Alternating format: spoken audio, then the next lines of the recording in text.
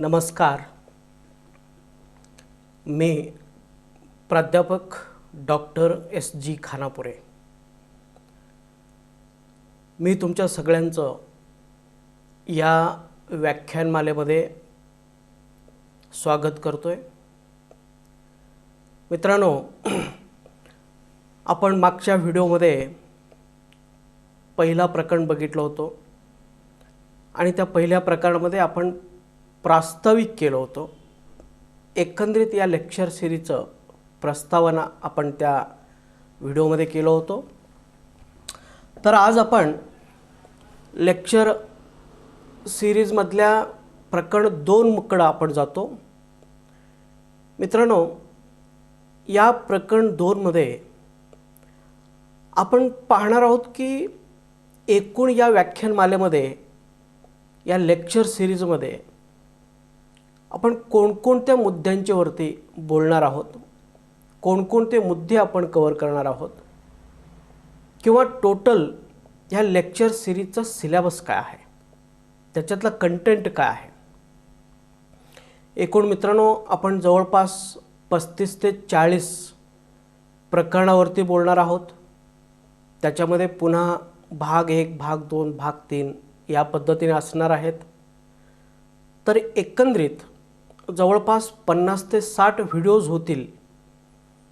तर ह्या 50 ते 60 व्हिडिओजमध्ये आपण नेमके काय बोलणार आहोत, कोणत्या विषयांच्यावरती बोलणार आहोत, कोणत्या महत्त्वाच्या मुद्द्यांच्यावरती बोलणार आहोत, आपलं सिलेबसचं कंटेंट काय आहे, हे सगळं आपण या प्रकरण 2मध्ये समजून घेणार आहोत. आणि तुम्हाला माहीत आहे की आपला हा जो काही व्याख्यान आहे, ह्या व्याख्यानाचा मुख्य उद्देश जो आहे तो मुख्य उद्देश स्पष्ट आहे, सरळ आहे की आपण ओरिजिनल आदिवासी किंवा ओरिजिनल अनुसूचित जमातीचे असतानासुद्धा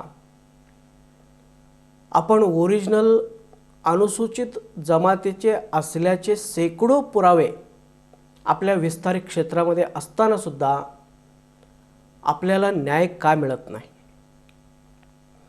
आपण गेल्या 40 ते 41 वर्षापासून संघर्ष करतो, हक्कासाठी आपण खूप मोठा लढा करतो, तरीसुद्धा आपला प्रश्न का सुटत नाही.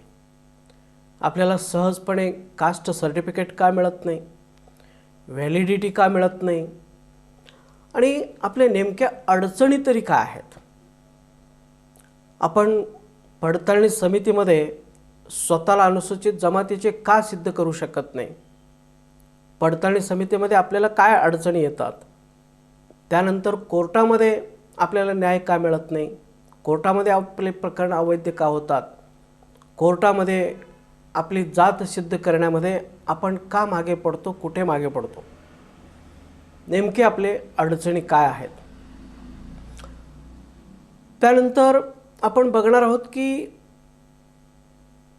किंवा आपला हा टोटल लेक्चर सिरीजचा जो उद्देश आहे की पडताळणी समित्यांच्या समोर किंवा कोर्टासमोर आपले जात व्यवस्थितपणे सक्सेसफुली कशा पद्धतीने सिद्ध केला पाहिजे, त्यासाठी कोणत्या डॉक्युमेंट्स जोडल्या पाहिजे, त्यासाठी कोणत्या पद्धतीचं युक्तिवाद आपण केला पाहिजे, हे आपण ह्या टोटल सिरीजमधून समजून घेणार आहोत. आणि सर्वात महत्त्वाचं म्हणजे आपलं जे प्रॉब्लेम आहे, ह्या 41 वर्षाचं जे प्रॉब्लेम्स आहेत, ह्या प्रॉब्लेम्स खरोखर डॉक्युमेंटल आहेत की पॉलिटिकल आहे. आपल्याकडं डॉक्युमेंट्स कमी आहेत, किंवा आपण ओरिजिनल नाही, किंवा आपले जुन्या नोंदी चुकीच्या आहेत म्हणून आपले प्रॉब्लेम्स क्रिएट झालेले आहेत, का हे प्रॉब्लेम्स पॉलिटिकल आहे. कोणीतरी आपल्याबाबत राजकारण करतोय, कोणीतरी आपलं काम होऊ नये याच्यासाठी विरोध करतो, कोणाच तरी हात याच्यामध्ये आहे आपले सगळे प्रकरण अवैध होण्यामध्ये. नेमके का आहे. तसं बघितलं तर डॉक्युमेंट्स तरी आपल्याकडे भरपूर आहेत. जितक्या आदिवासी भागामध्ये नाही त्याच्यापेक्षा जास्त डॉक्युमेंट्स आपल्या भागामध्ये आहेत, त्यापेक्षा जास्त पुरावे आपल्या भागामध्ये आहेत. आणि कितीतरी शास्त्रज्ञांनी सांगितलेलं आहे की आपल्याकडली भागातलीच लोकं ही ओरिजिनल आहेत आणि आदिवासी भागामध्ये जी लोकं गेले ते 1100 ते 1400व्या शतकामध्ये ते आपल्याकडूनच स्थलांतरित झालेले आहेत, आपल्याकडूनच मायग्रेटेड झालेले आहेत. मग इतकी वस्तुस्थिती असतानासुद्धा, इतके प्रॉब्लेम्स इतके डॉक्युमेंट्स आपल्याकडे असतानासुद्धा, इतके पुरावे असतानासुद्धा मग आपला प्रश्न का सुटत नाही? मग खरोखर ही डॉक्युमेंटल लढाई आहे की पॉलिटिकल लढाई आहे? राजकर्त्यांच्या ह्या सगळ्या कर्तृत्वामुळे आपली समस्या अडकलेला आहे. याच्यावरती आपण खूप सखोलमध्ये समजून घेणार आहोत. त्यानंतर आपण स्वतःचं आत्मपरीक्षण करणार आहोत. इतक्या वर्षाची लढाई आपण करत असताना काहीतरी चुका आपल्याकडनं सुद्धा झालेल्या असण्याची शक्यता आहे. मग नेमके आपण कुठं चुकतो, कुठं चुकलो, कोणत्या ठिकाणी आपण चुकलो, कोणत्या पद्धतीने आपण चुकलो, तर आपली चूक कुठे होतात याच्या संबंधी आपण समजून घेणार आहोत. त्यानंतर आपण बघणार आहे की इथून पुढे तरी आपण काय केलं पाहिजे. अतिशय समाजावरचा आणीबाणीचा प्रसंग आहे. अनेक 33 जमातीमधील लाखो कुटुंब आज उद्ध्वस्त होण्याच्या टाईममध्ये आहेत. तर अशा वेळी तरी आपण काही योग्य निर्णय घेऊ शकतो का? काही योग्य उपाय याच्यावरती करू शकतो का? आपण नेमके काय केलं पाहिजे म्हणजे आपल्याला न्याय मिळेल, याबाबत आपण बघणार आहोत. आणि आपण बघणार आहोत की आपल्या ह्या समस्यावरती समाधान तरी आहे का? नेमके त्याच्यावरती सोल्युशन तरी आहेत का? का आपण फक्त प्रयत्न करत राहायचं? नेमके सोल्युशन असेल तर आपण प्रयत्न केलेलं बरं, नसेल तर आपले सगळे प्रयत्न वायफळ जातील. तर सोल्युशन आहे का? आणि असेल तर मग योग्य सोल्युशन का आहे? या आपल्या समस्येवरती, योग्य प्रॉब्लेमवरती योग्य सोल्युशन, योग्य उपाय काय आहे, यावरती आपण बघणार आहोत. तर मित्रांनो, अशा अनेक विषयांच्यावरती आपण खूप डिटेलमध्ये समजून घेणार आहोत, खूप बेसिकली समजून घेणार आहोत. जवळपास 35 टॉपिकच्या माध्यमातून, 35 चॅप्टरच्या माध्यमातून आणि जवळपास 50 ते 60 व्हिडिओंच्या माध्यमातून आपण हा सगळं विषय समजून घेणार आहोत, जेणेकरून प्रत्येकानं आपली समस्या नेमके का आहेत आणि त्याच्यावरचे योग्य उपाय कोणते आहेत हे विषय समजलंच पाहिजे. तर म्हणून मित्रांनो, की आपण पहिल्या प्रकरणामध्ये बघितलं प्रस्तावना, आणि आज दुसऱ्या प्रकरणामध्ये सुद्धा 3 भाग आहेत. ह्या तिन्ही भागामध्ये मिळून आपण बघणार आहोत की नेमकं ह्या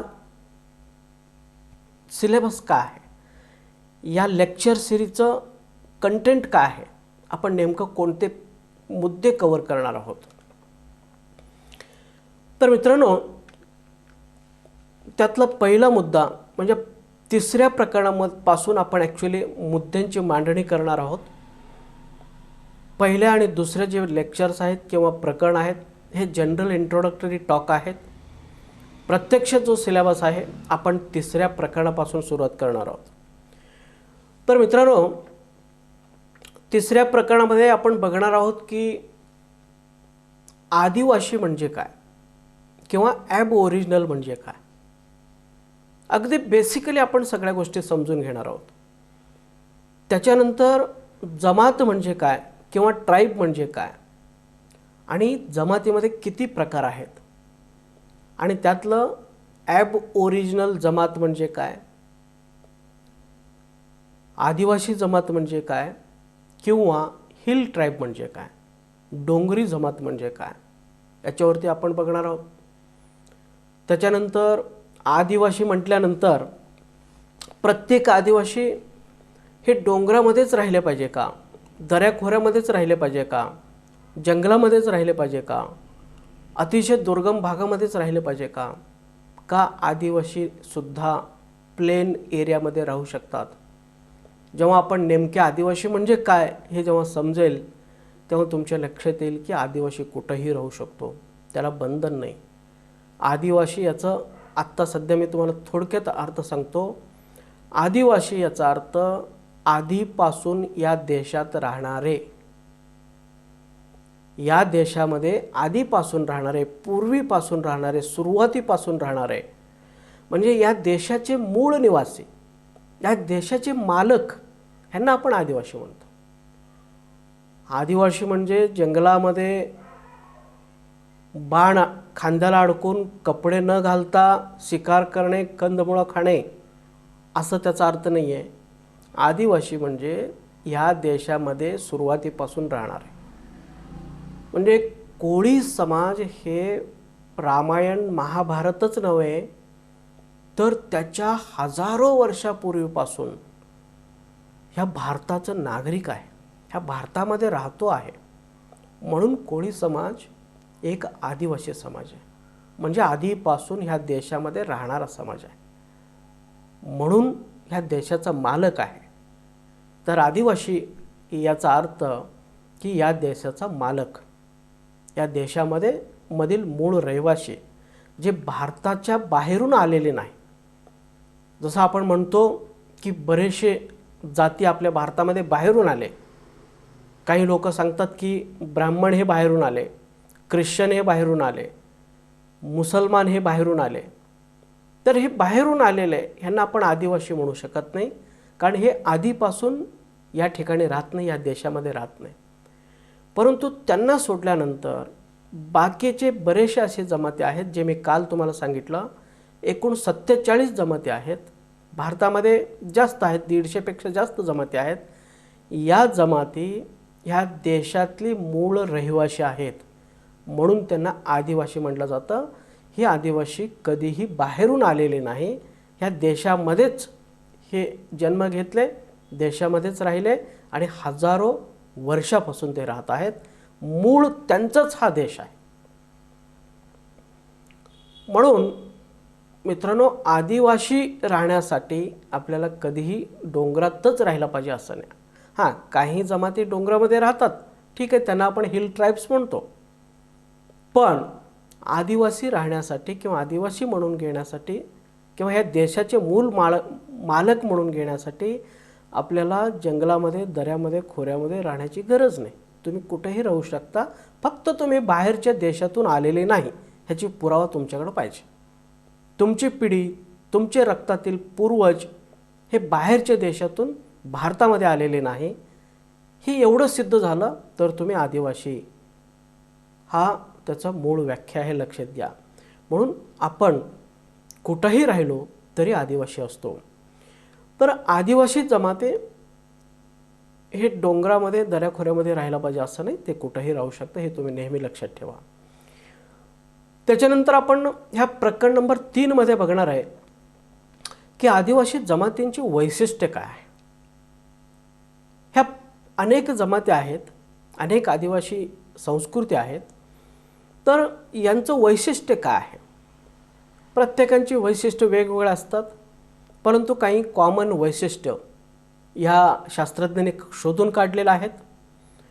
मग ह्या कोणत्या वैशिष्ट्य आहेत, किंवा एखाद्या समाजाला, एखाद्या जातीला अनुसूचित जमाती म्हणून डिक्लेअर करायचं असेल, STमध्ये जर इन्व्हॉल्व करायचं असेल, ॲड करायचं असेल, तर त्या जाती किंवा जमाती किंवा तो समाज कोणत्या क्रायटेरिया फॉलो केला पाहिजे, कोणत्या कंडिशन्स फुलफिल केला पाहिजे, त्या कंडिशन्स काय आहेत, त्या क्रायटेरिया काय आहेत. आणि आपण बघणार आहोत की कोळी समाज जो आहे किंवा कोळी जमात जे आहे, ॲक्च्युली कोळी समाजपेक्षा कोळी जमात हे ॲक्युरेट वर्ड आहे. तर कोळी जमात जे आहे, कोळी जमात खरोखर आदिवासी आहे का? आदिवासी तरी आहे, निश्चित आहे, कारण कोळी जमात बाहेरून आल्याचं कुठलंही उदाहरण नाही, कुठलीही इतिहासामध्ये नोंद नाही. त्यामुळे आपण निश्चितपणे 100% आदिवासी आहोत. आणि त्याचबरोबर कोळी जमात अनुसूचित जमातीचा आहे का? अनुसूचित जमाती म्हणजे ज्या आदिवासींना, ज्या समाजांना, ज्या जातींना STमध्ये ॲड केलेले त्यांना आपण अनुसूचित जमात म्हणतो. मग अनुसूचित जमातीचं आहे का कोळी, तर ह्याच्यावरती आपण सखोलमध्ये बघणार आहोत.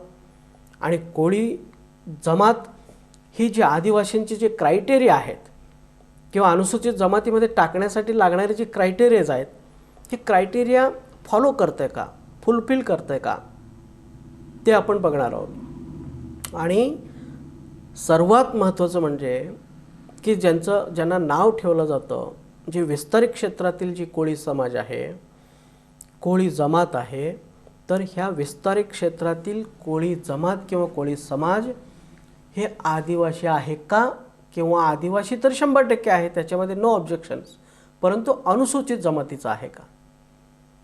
मग अनुसूचित जमातीचा असण्यासाठी ज्या काही क्रायटेरिया सायंटिस्ट लोकांनी केलेलं आहे, ज्या काही कंडिशन्स टाकलेल्या आहे, अमुक अमुक कंडिशन्स फॉलो करत असेल तरच ह्या आदिवासी जमातींना अनुसूचित जमातीचे लाभ मिळतील, म्हणून ज्या कंडिशन्स टाकलेल्या आहेत, तर त्या कंडिशन्समध्ये आपण बसतो का. आपला विस्तारित क्षेत्रातील कोळी समाज ॲक्च्युली TSPमधला आणि OTSPमधला कोळी एकच आहे, त्यांचा पूर्वज वंशज देवदेवता सगळं काही एकच आहे. तरीसुद्धा आज TSPमधले लोकांना ओरिजिनल समजलं जातं. कोण समजतात, ती स्वतः समजतात. आणि OTSPमधल्या लोकांना ती लोक नावं ठेवत असतात, हे बोगस आहेत म्हणून. तर OTSPमधली कोळी समाज ह्या शास्त्रज्ञांनी जे काही क्रायटेरिया सांगितलेले आहे, ते क्रायटेरिया फॉलो करतं आहे का, ते कंडिशन्स फॉलो करते का, याच्यावरती आपण प्रकरण नंबर 3मध्ये सविस्ताराने बघणार आहोत. त्यानंतर मित्रांनो प्रकरण 4. तर प्रकरण 4मध्ये आपण कोळी जमातीचे इतिहास बघणार आहोत. नेमकं कोळी म्हणजे कोण आहे, कोळी जमातीची वेगवेगळी नावं काय आहेत, वेगवेगळ्या ठिकाणी वेगवेगळ्या नावाने त्याला बोलवलं जातं. त्यानंतर ह्या कोळी जमातीची पूर्वज कोण आहेत, वंशज कोण आहेत. त्याच्यानंतर कोळी जमातीमध्ये एकूण किती प्रकार आहेत, आणि पुन्हा त्या प्रकारामध्ये किती ग्रुप्स आहेत, पुन्हा त्या ग्रुप्समध्ये त्यांचे समानार्थी नाव कोणते आहेत, ज्यांना आपण सिनॉनिमस नेम्स म्हणतो, तर सिनॉनिमस नेम्स कोणते आहेत. उदाहरणार्थ कोळीमध्ये मित्रांनो जवळपास 135च्या जवळपास ह्या भारतामध्ये प्रकार आहेत कोळ्यांचे. त्याच्यामध्ये आपल्या महाराष्ट्रामध्ये जवळपास 50च्या दरम्यान कोळ्यांचे प्रकार आढळतात. कोळी याच्यामध्ये जवळपास 50 प्रकार लहान मोठे असे प्रकार आढळतात, आणि भारतामध्ये 135च्या वर ह्या सगळे कोळ्यांचे प्रकार आहेत.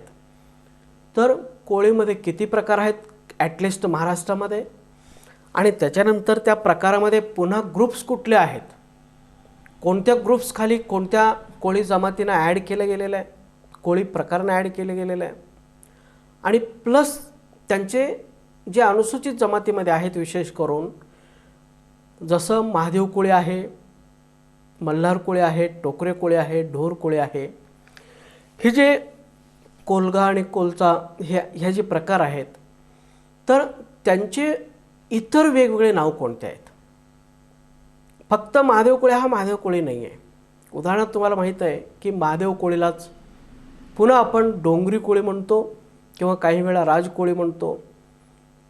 अशा पद्धतीने मल्हार कोळीला सुद्धा अनेक वेगवेगळे प्रकार नाव आहेत की मल्हार कोळीमध्ये सर्वसामान्यपणे विस्तारित क्षेत्रामध्ये पाणभरे कोळी म्हणून उल्लेख आहे प्रत्येक गॅजेटर्समध्ये.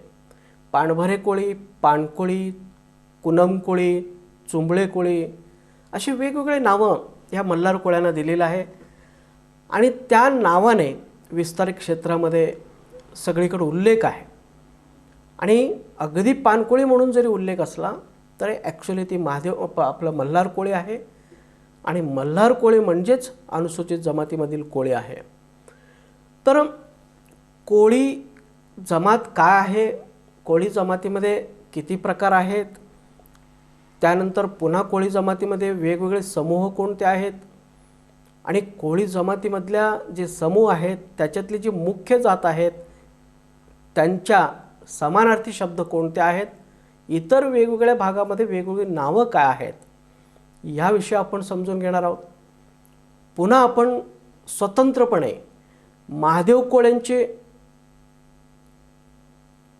देवदेवता कोण आहेत, महादेव कोळ्यांचे वंशज कोण आहेत, त्यांचे चालीरीती काय आहेत, त्यांचे व्यवसाय काय आहेत किंवा त्यांचे इतर वैशिष्ट्य कोणते आहेत, त्याच्यानंतर मल्हार कोळ्यांची काय वैशिष्ट्य आहेत, त्यांची देवदेवता कोण, त्यांचे चालीरीती काय काय आहेत आणि त्यांच्या खास वैशिष्ट्य कोणते आहेत. तशाच प्रमाणे ढोर कोळी किंवा टोकरे कोळी यांची काय वैशिष्ट्य आहेत, त्यांची देवदेवता कोण आहेत, त्यांचे धर्मगुरू कोण आहेत. अशा पद्धतीने आपण पुन्हा त्यांची सखोलमध्ये माहिती आपण प्रकरण 4 मध्ये घेणार आहोत. आणि त्यानंतर आपण बघणार आहोत की ह्या सगळे जे काही कोळ्यांचे प्रकार आहेत, मुख्य आपण घेणार आहोत की महादेव कोळी, मल्हार कोळी, टोकरे कोळी, ढोर कोळी. तर यांच्यामध्ये एकमेकांच्यामध्ये काही संबंध आहे का, हे फक्त नामसदृश आहेत का एकमेकांच्यामध्ये काहीतरी संबंध आहे, आणि संबंध असेल तर काय संबंध आहे, या विषयावरती आपण या प्रकरण 4 मध्ये बघणार आहोत. त्यानंतर मित्रांनो प्रकरण 5 मध्ये आपण बघणार आहोत की कोळीला एक जेनरिक टर्म असं म्हटलं जातं. तुम्ही ऐकलं असेल, कोळी इज अ जेनरिक टर्म.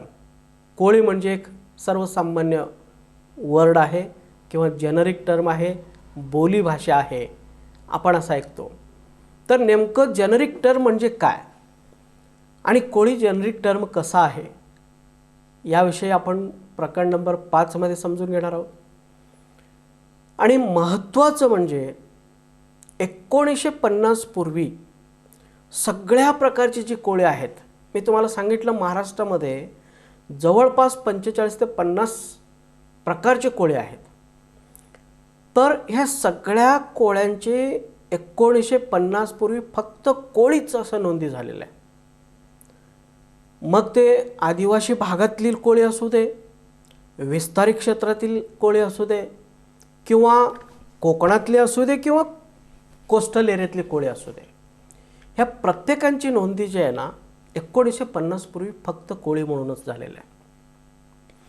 तर मग फक्त कोळी म्हणून नोंदी झालेलं आहे, याचा अर्थ तिथं काहीतरी एक कॉमन फॅक्टर काम करतो,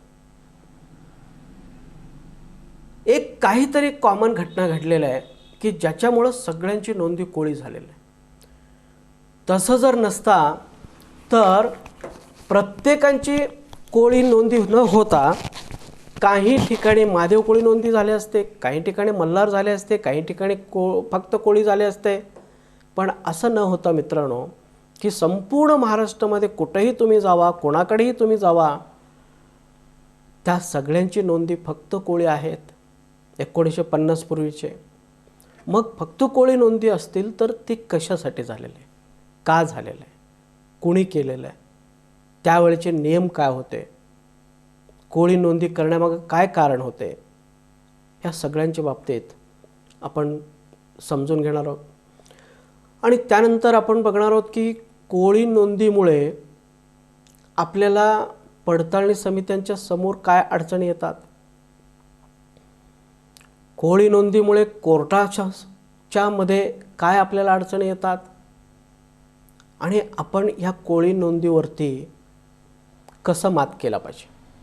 खरं म्हणजे आपले सगळ्यांची जे प्रॉब्लेम्स आहेत, OTSP मधली सगळ्या जे कोळी समाज आहेत, जे कुठले असू दे, महादेव, मल्हार, टोकरे, ढोर कोणी असू दे, ह्या सगळ्यांचे जे प्रॉब्लेम्स अडकलेले आहेत ते फक्त कोळी नोंदीवरती अडकलेले आहेत. कोळी नोंदीवरती या भागातल्या लोकांना अवैध केले जातात. कितीतरी कुटुंब उद्ध्वस्त झाले फक्त कोळी नोंदीवरती. तर कोळी नोंदी का झाले, पडताळणी समित्यांच्या समोर काय अडचणी येतात, कोर्टासमोर काय अडचणी येतात, आणि आपण या कोळी नोंदीवरती मात करून सुद्धा कशा पद्धतीने प्रमाणपत्र मिळवू शकतो, कशा पद्धतीने पडताळणी समितीकडनं वैधता प्रमाणपत्र मिळवू शकतो, आणि कोर्टामध्ये तरी हमखासपणे कशा पद्धतीने व्हॅलिडिटी मिळू शकतो किंवा आपल्या बाजूने आदेश मिळू शकतो याविषयी आपण बघणार आहोत. आणि या प्रकरण 5 मध्ये आपण बघणार आहोत की कोळी नोंदीचं आपले जे विरोधक आहेत त्या विरोधकांनी किती चांगल्या पद्धतीने गैरफायदा घेतलेला आहे, पडताळणी समितीने किती चांगल्या गैरफायदा घेतलेला आहे, विरोधी म्हणजे TSP मधली जी काही लोक आहेत त्या लोकांनी कसा याचा गैरफायदा घेतलेला आहे, आणि सर्वात म्हणजे महत्त्वाचं म्हणजे की या लोकांच्या डोक्यामध्ये किती प्रचंड प्रमाणामध्ये गैरसमज आहे कोळी नोंदीचा. अगदी कोर्टाच्याही मनात गैरसमज आहे. कोर्टा पडताळणी समिती त्यांचा तो काम वेगळा आहे, ते का करतात त्यांनाही माहीत आहे, तुम्हालाही माहीत आहे, सगळ्यांना माहीत आहे. पण कोर्टाचे जे गैरसमज आहेत ते गैरसमज असे आहेत की कोर्टाला असं वाटतं ही कोळी नोंदी जी आहेत ते फक्त विस्तारित क्षेत्रातील लोकांची झालेले आहेत आणि ही सगळी OBC मधली लोक आहेत. आणि जे का आदिवासी भागातले लोक आहेत त्यांची एकदम प्रॉपर नोंदी झालेल्या आहेत. त्यांची एकदम कोळी महादेव, कोळी मल्हार असं ज्या पद्धतीने राष्ट्रपतींच्या आदेशामध्ये आहेत, रीड ॲज इट इज प्रमाणे आहे त्या पद्धतीने सगळ्यांची कोळी नोंदी व्यवस्थित झालेल्या आहे असं ते कोर्टाला वाटतं. आणि म्हणून बरेच वेळा अनेक प्रकरणामध्ये कोळी नोंदी असलं की कोर्टसुद्धा ते फेटाळतं. परंतु कोर्टाच्या समोर कधीही आपण वस्तुस्थिती मांडलेली नाही. संपूर्ण भारतामध्ये TSP मध्ये, OTSP मध्ये आणि कोस्टल एरियामध्ये सगळीकडेच कोळी नोंदी झालेल्या आहे. या पद्धतीने डॉक्युमेंट आपण कधीही कोर्टामध्ये दाखवलेलं नाही. आणि कोळी नोंदी होऊनसुद्धा TSP मध्ये व्हॅलिडिटी मिळालेली आहे हे आपण कधीही दाखवलेलं नाही. आणि म्हणून कोर्ट हे काय करतं की आपल्याकडे फक्त कोळी नोंदी आहेत आणि बाकीच्याकडे सगळं व्यवस्थित नोंदी आहेत ह्या समजातून आपल्याला अवैध देत, आणि हे चुकीचं आहे. आज न उद्या आपल्याला TSP मधली डॉक्युमेंटसुद्धा कोर्टामध्ये सबमिट करावं लागणार आहे. आपल्याला संपूर्ण महाराष्ट्रातील कमीत कमी 50-50 डॉक्युमेंट कोर्टासमोर ठेवावं लागणार आहे. मगच कोर्टाच्या लक्षात येईल की सगळीकडेच कोळी नोंदी आहेत. मग ह्या विस्तारित क्षेत्रातील लोकांना तुम्ही नाकारता का? एक तर क्षेत्रबंधन कुठेही नाही आणि संपूर्ण महाराष्ट्रामध्ये हे आदिवासी कोळी समाज आहे असं त्या कायद्यामध्ये म्हटलेलं आहे. प्रत्येक जिल्हा गॅजेटरीमध्ये म्हटलेलं आहे, सेन्सस रिपोर्टमध्ये नोंदी आहेत, मानववंशशास्त्रज्ञांनी लिहून ठेवलेलं आहे. आणि एवढं सगळं असताना फक्त कोळी नोंदीवरती तुम्ही यांचे प्रकरण का नाकारता? त्यावेळी तिथून पुढे कोर्ट पडताळणी समितीला प्रश्न विचारायला लागेल आणि त्यावेळी पडताळणी समितीकडे एकही उत्तर नसणार आहे. कारण सगळ्यांना समान कायदे आहेत, समान डॉक्युमेंट आहेत. मग समान डॉक्युमेंटवरती, समान कायद्यांच्यावरती समानच निर्णय व्हायला पाहिजे. Equality before law and equal protection of law या पद्धतीने सगळ्यांना इक्वल निर्णय दिला पाहिजे. त्यांच्या कोळी नोंदीवरती ST तुम्ही देत असाल तर याही कोळी नोंदीवरती STच दिला पाहिजे.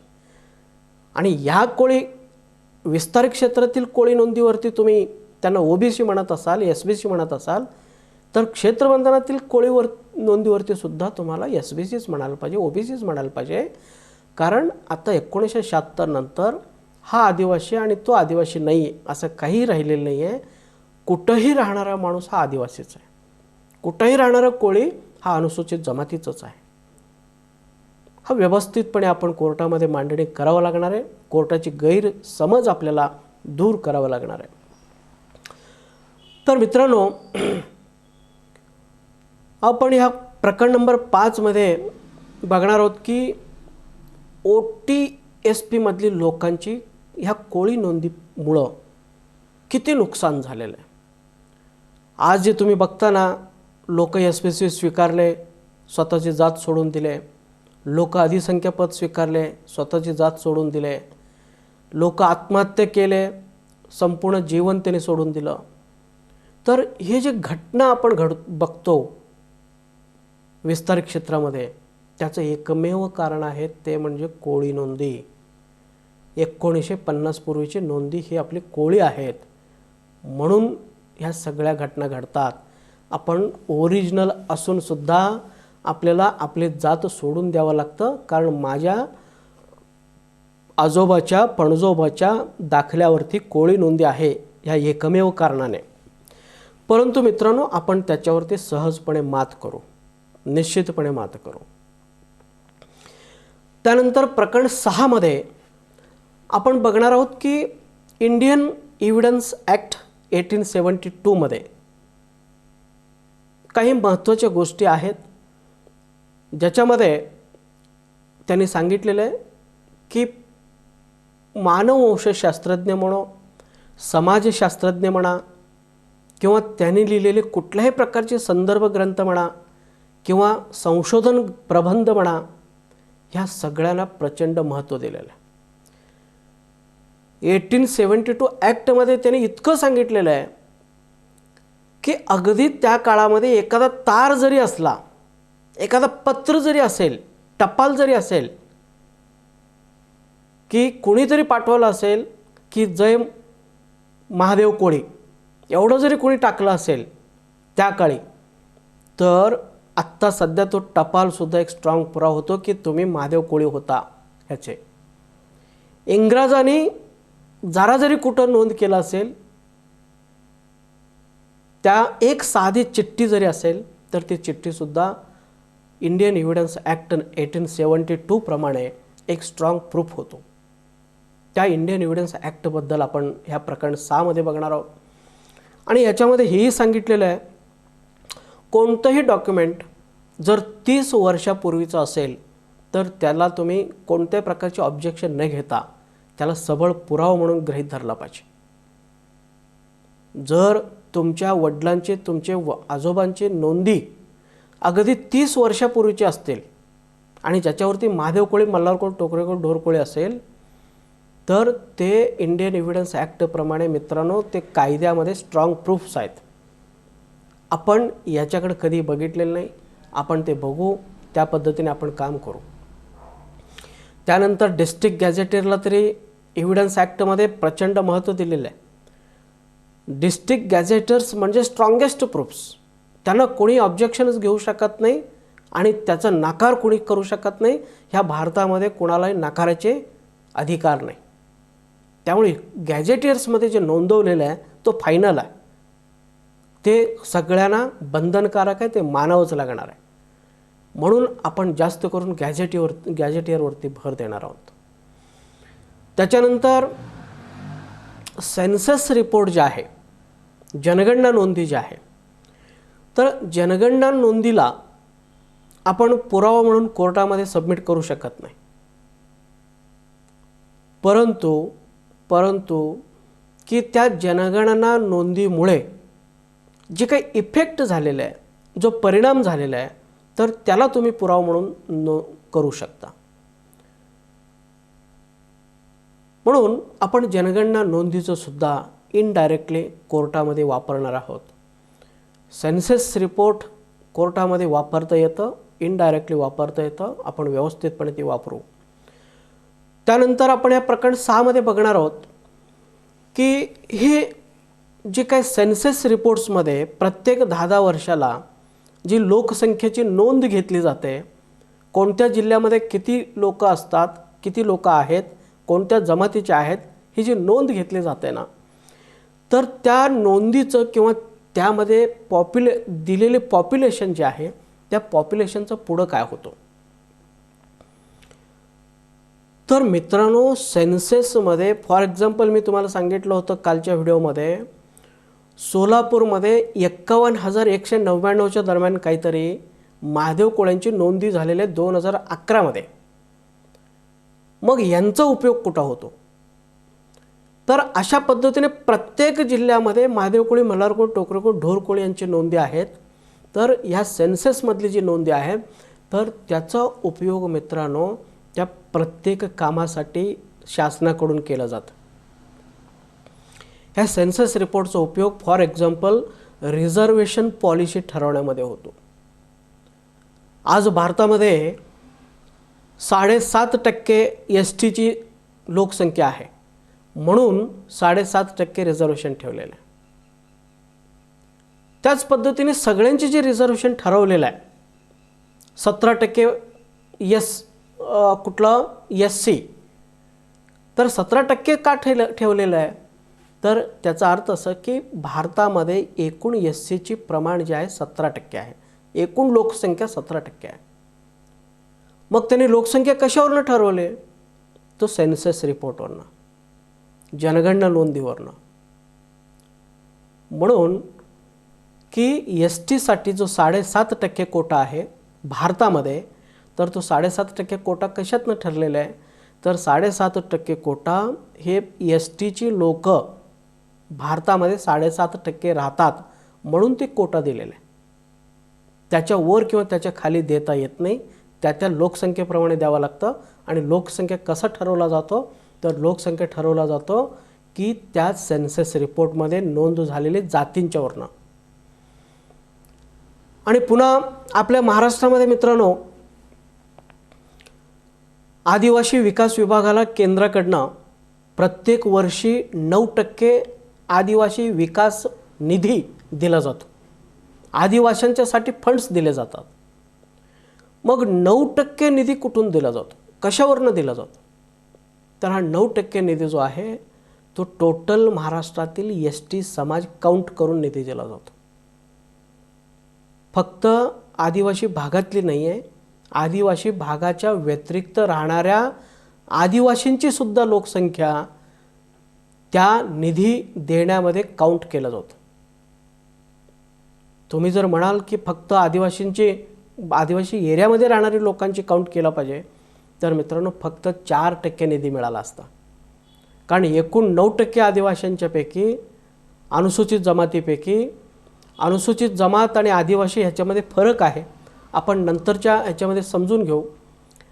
प्रत्येक आदिवासींना अनुसूचित जमातीची सवलती नाही आहे आणि अनुसूचित जमातीमध्ये फक्त आदिवासीच राहिला पाहिजे असं पण नाही आहे.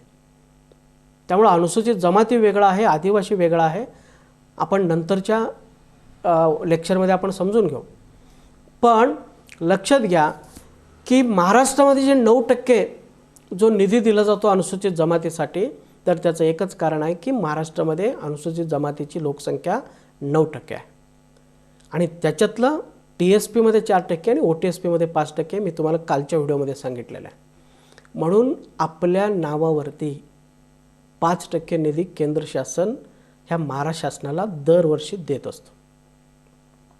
5% निधी म्हणजे करोडो रुपयांचा निधी आहे. एकूण बजेटचं 5%.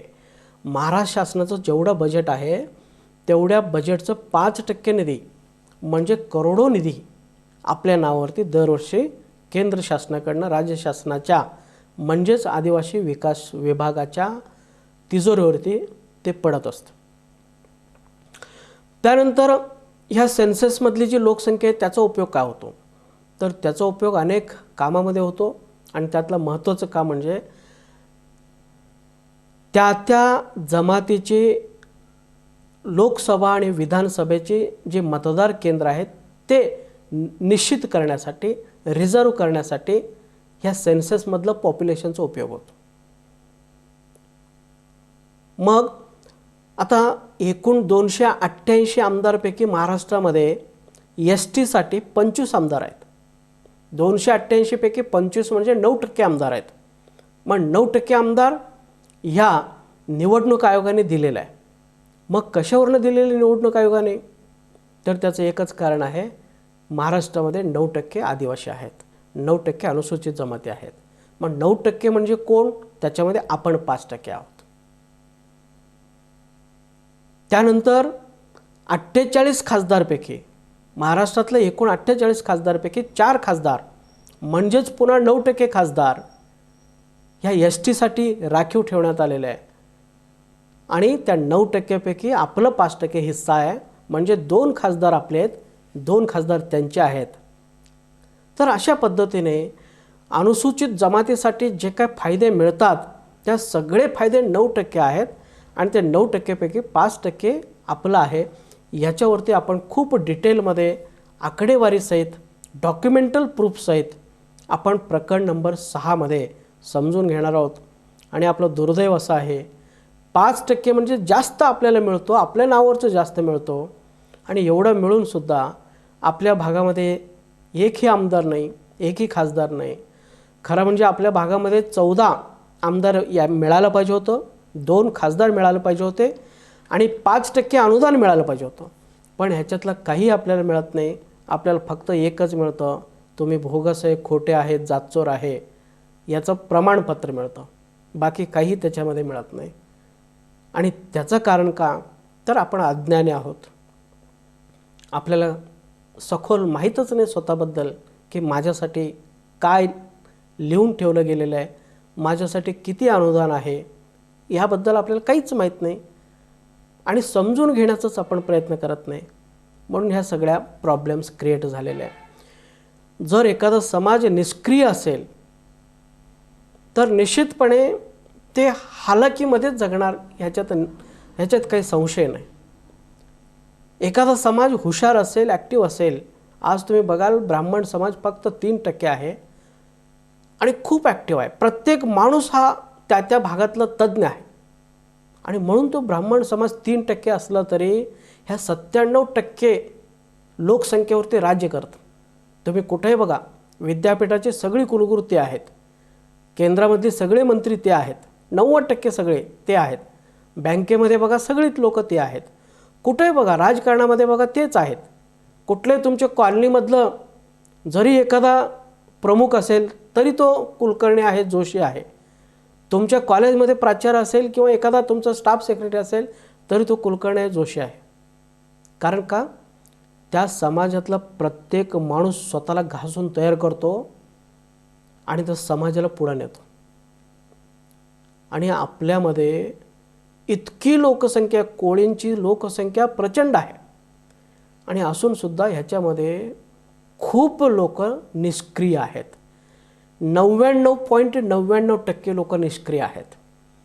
फक्त एखादा दुसरा माणूस काहीतरी धडपड करतो समाजाला वाचवण्यासाठी, पण बाकीचे बघू आपण नंतर काय ते लोक करणारे असतात. 4-5 लोक आहेत ते करतात काहीतरी, असं आपण निवांत झोपून राहतो. आणि लक्षात घ्या मित्रांनो, जे आपल्या बाबतीत घडतं ते एकदम बरोबर घडतं. व्हॅलिडिटी मिळत नाही, एकदम बरोबर आहे. तुम्हाला कोर्टामधून न्याय मिळत नाही, एकदम बरोबर आहे. आत्महत्या करायची पाळी आलेले, एकदम बरोबर आहे. पूर्ण कुटुंब उद्ध्वस्त झालेले, एकदम बरोबर आहे. कारण जैशी करणी वैशी भरणी, तुम्ही जसं करता तसंच तुम्हाला फळ मिळतो.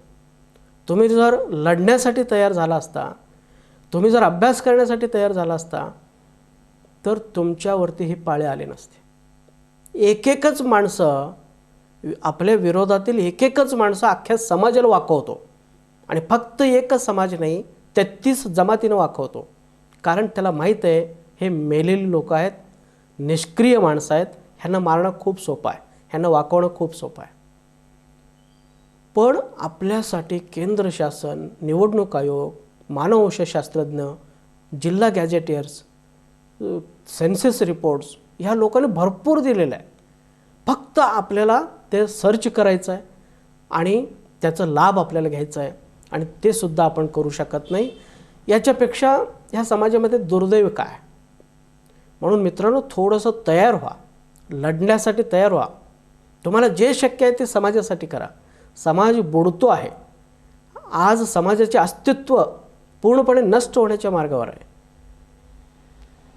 तर अशा वेळी जर तुम्ही लढत नसाल, अशा वेळी जर तुमच्यातली क्षमता जर तुम्ही दाखवत नसाल, तुमचा उपयोग ह्या समाजाला होत नसेल, मग तुम्हाला घेऊन करायचं काय. भावी पिढी तुम्हाला माफ करणार नाही. म्हणून जेवढं शक्य आहे, जे शक्य आहे ते तुम्ही प्रत्येकाने समाजासाठी करा.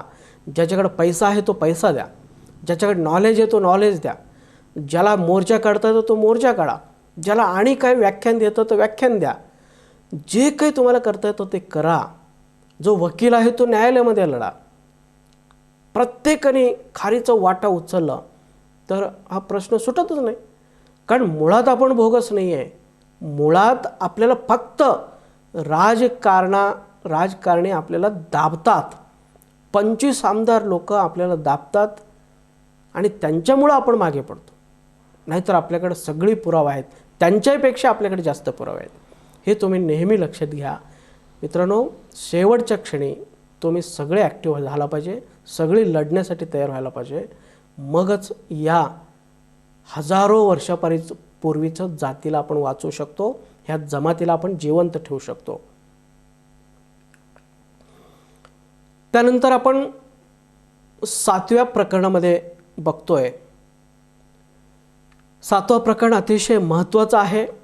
इथून पुढे सगळी प्रकरण खूप महत्त्वाची असणार आहेत. तर 7व्या प्रकरणामध्ये मित्रांनो आपण विस्तारित क्षेत्रातील जे सबळ पुरावे आहेत त्याच्याबद्दल बघणार आहोत. आता प्रत्येक जिल्ह्याचं मला स्वतंत्र पुरावा सांगणं अवघड आहे. मी ते सांगू शकत नाही कारण तितका वेळ पण नाही. मला खूप विषय कव्हर करायचे आहेत. पण एक्झाम्पल म्हणून मी सोलापूर, औरंगाबाद, कोल्हापूर, सातारा, सांगली ह्या जिल्ह्यातले, खास करून सोलापूर आणि औरंगाबाद या जिल्ह्यातील लोक ओरिजिनल महादेव कोळीच किंवा त्या जिल्ह्यामध्ये फक्त महादेव कोळी आणि थोड्या प्रमाणामध्ये मल्हार कोळी हे कसे आहेत ह्याच्यावरती मी तुम्हाला डॉक्युमेंटल सगळं व्यवस्थित प्रूफ दाखवतो. त्यानंतर जाता जाता कोल्हापूरमध्ये फक्त महादेव कोळी कसे आहेत, सातारामध्ये महादेव कोळी किंवा राज कोळी कसे आहेत आणि सांगलीमध्ये फक्त मल्हार कोळी कसे आहेत, या विषयावरती मी जाता जाता काही प्रूफ्स मी तुम्हाला देणार आहे. आणि त्याच पद्धतीने तुम्ही इतर जिल्ह्याचं जे प्रूफ्स आहेत ते माझ्याकडे आहेत, मी तुम्हाला पर्सनली देऊ शकतो. परंतु व्हिडिओ लेक्चरमधून सांगणं हे जे आहे ते शक्य नाही. मग व्हिडिओज आपले वाढत जातील. पण ह्या एक्झाम्पल्स मी एकदा सांगितलं एक 5-6 जिल्ह्यांचं, तर त्या पद्धतीने तुम्ही इतर जिल्ह्यांचे सुद्धा पुरावे शोधू शकता आणि त्या पद्धतीने तुम्ही मांडणी करू शकता. तर प्रकरण 7 मध्ये आपण विस्तारित क्षेत्रातील काही जिल्ह्यांच्यामध्ये असणारे जे सबळ पुरावे आहेत, ज्याच्यामध्ये मानववंशशास्त्रज्ञांचे संदर्भ ग्रंथ असतील, जिल्हा गॅजेटियर्स असतील, इतर वेगवेगळ्या सामाजिक अभ्यास करणारे, समाजाचे अभ्यास करणारे जे शास्त्रज्ञ होते त्यांचे संदर्भ ग्रंथ असतील किंवा सेन्सस रिपोर्ट्स असतील किंवा वेगवेगळे मंदिरे असतील, त्याच्यानंतर महादेव हिल असेल, बालाघाट असेल, ह्या सगळ्यांचं प्रूफ्स मी तुमच्या समोर ठेवणार आहे आणि तुम्हाला दाखवणार आहे की या जिल्ह्यामध्ये फक्त महादेव कोळी, फक्त मल्हार कोळी कसे राहतात. त्याच्या व्यतिरिक्त इतर कुठलीही व्यक्ती त्या जिल्ह्यामध्ये राहतच नाही. मग ओबीसी आलं कुठनं आणि एसबीसी आले कुठनं. त्याच्यानंतर सर्वात महत्त्वाचं आपण असं करणार आहे ह्यामध्ये प्रकरण 7 मध्ये की आपण तुलनात्मक अभ्यास करणार आहे. फक्त मी तुम्हाला सोलापूर जिल्ह्याचं किंवा औरंगाबाद जिल्ह्याचं गॅजेटियर किंवा इतर महत्त्वपूर्ण नोंदी किंवा संदर्भ ग्रंथ मी तुम्हाला दाखवत नाही आहे.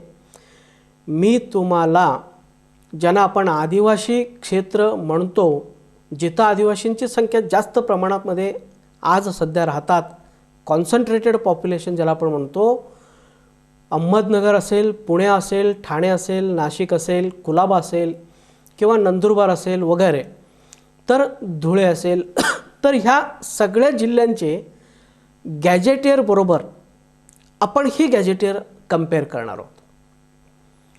सोलापूरमधली गॅजेटियरमध्ये काय लिहिलेलं आहे महादेव कोळ्यांच्याबद्दल, ह्यांचे पूर्वज कोण आहेत.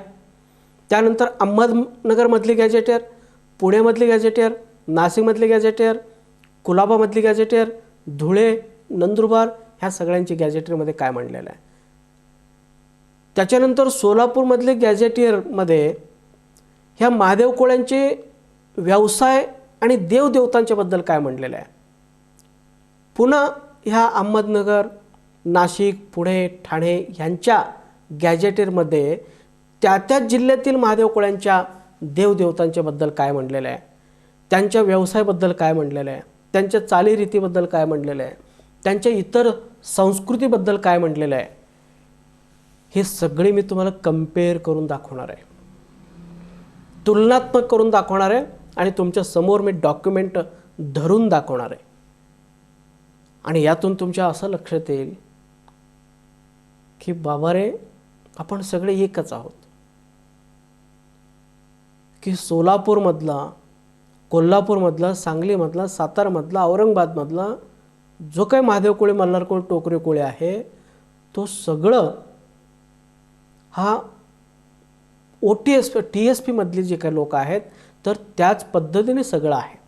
यांचं आणि त्यांचं वंशज एकच आहे, पूर्वज एकच आहे, देव एकच आहेत, चालीरीती एकच आहेत, त्यांचे भटजी एकच आहेत, धार्मिक पूजापाठ करणारे ब्राह्मण म्हणा एकच आहेत, रावळ गोसावी एकच आहेत.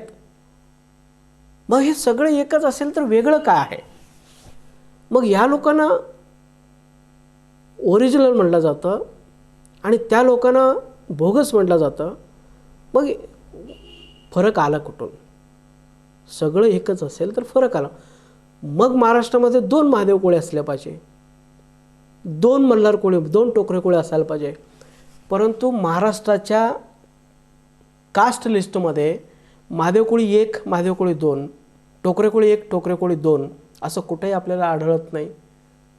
फक्त महादेव कोळी असाच उल्लेख आहे. म्हणजेच याचा अर्थ इकडली महादेव कोळी, तिकडली महादेव कोळी एकच आहे, फक्त दोघांच्या मध्ये गैरसमज आहे किंवा दोघांच्या मध्ये राजकीय लोकांनी, राजकर्त्यांनी, स्वार्थी लोकांनी मतभेद निर्माण करून, द्वेष निर्माण करून स्वतः लोणी खात आहेत, एवढंच त्याचा अर्थ होतो. त्याच्यानंतर मित्रांनो की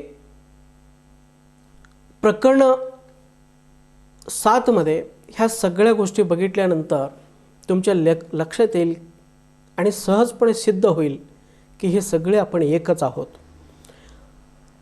आणि त्यानंतर आपण बघणार आहोत की जर इतके काही पुरावे असतील, औरंगाबादमध्ये इतकी पुरावे आहेत, सोलापूरमध्ये आहेत, कोल्हापूरमध्ये आहेत, सांगली साताऱ्यामध्ये आहेत, इतर बरेचशा ठिकाणी आहेत, सगळे गॅजेटियर्समध्ये आहेत. मग इतके सगळे पुरावे असेल तर मग आपण त्या जिल्ह्यातील सगळ्यांना, प्रत्येक व्यक्तीला, प्रत्येक कोळी समाजाला अनुसूचित जमातीचे दाखले मिळण्यासाठी कोणती जनहित याचिका दाखल केल्या पाहिजे. कोर्टामध्ये कोणती अशी एखादी याचिका आहे जी एक याचिका किंवा 2 याचिका आपण दाखल केल्यानंतर त्या जिल्ह्याचा प्रश्न मिटेल. त्या जिल्ह्यातील प्रत्येकांना, जसं नाशिकमधल्या, अहमदनगरमधल्या लोकांना सहजपणे दिला जातो, 5 जिल्ह्यातील 38 तालुक्यामधल्या लोकांना सहजपणे दिला जातो, त्याच पद्धतीने आमच्याही जिल्ह्यामध्ये मिळतील. यासाठी मी कशा पद्धतीने जनहित याचिका दाखल करू, कोणत्या प्रकारची मी डॉक्युमेंट त्याला जोडू, कोणत्या प्रकारची युक्तिवाद आपण करू, ह्या सगळ्या बाबतीत ह्या प्रकरणामध्ये आपण बघणार आहोत. आणि वैधता प्रमाणपत्र मिळवायचं असेल किंवा त्याच्यापूर्वी प्रांतांच्याकडनं प्रांतांच्याकडनं कास्ट सर्टिफिकेट जर मिळवायचं असेल तर त्यावेळी आपल्या स्वतःच्या डॉक्युमेंटबरोबर इतर कोणकोणते डॉक्युमेंट्स जोडले पाहिजे आणि त्याचं एक्सप्लेनेशन कशा पद्धतीने दिलं पाहिजे. त्यानंतर पडताळणी समितीकडं व्हॅलिडिटीसाठी जाताना त्या ठिकाणी कोणते डॉक्युमेंट जोडले पाहिजे, माझ्या जिल्ह्यातील मी काही डॉक्युमेंट जोडू, माझे काही सार्वजनिक डॉक्युमेंट कसे जोडू आणि त्या सार्वजनिक किंवा जिल्ह्यातले डॉक्युमेंटचं माझं नातं कसं जोडू आणि मी त्याचं लॉजिकली कशा पद्धतीने मांडणी करू, ह्या विषयावरती आपण ते खूप सविस्ताराने, खूप व्यवस्थितपणे बघणार आहोत.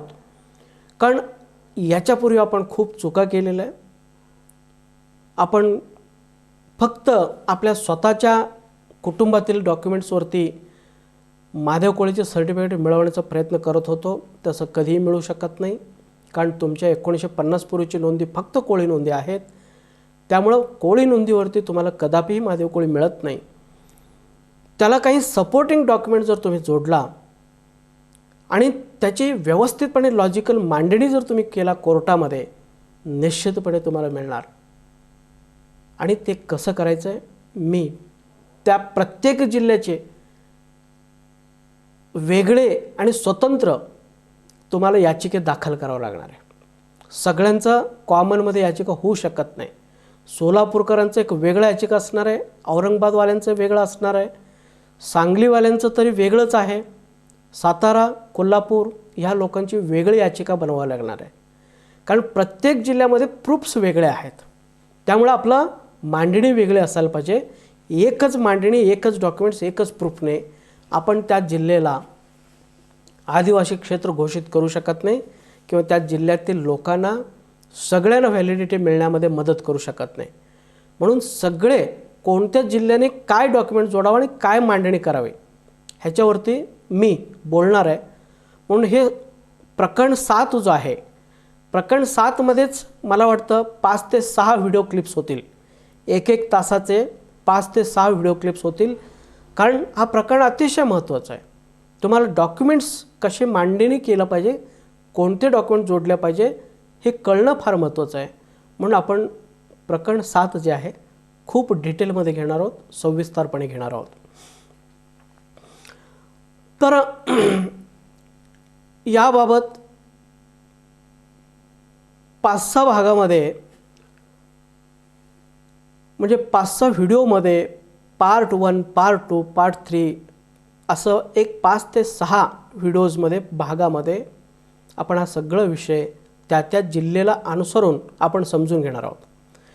आणि जर समजा त्या जिल्ह्यातली लोक जर तयार असतील, अगदी 4 ते 5 लोक, प्रत्येक जिल्ह्यातली 4 ते 5 लोक जर तयार असतील, ज्यांचं जरा बऱ्यापैकी इंग्लिश आहे असे लोक जर तयार असतील, तर पूर्ण महाराष्ट्रातील जेवढे काही जिल्हे आहेत त्या प्रत्येक जिल्ह्यांना व्यवस्थितपणे सांगितलं जातील की तुमच्या जिल्ह्यामध्ये काय आहे आणि तुम्ही कशा पद्धतीने मांडणी केलं पाहिजे, डॉक्युमेंट जोडले पाहिजे, हे सगळं त्यांना सांगितलं जाईल.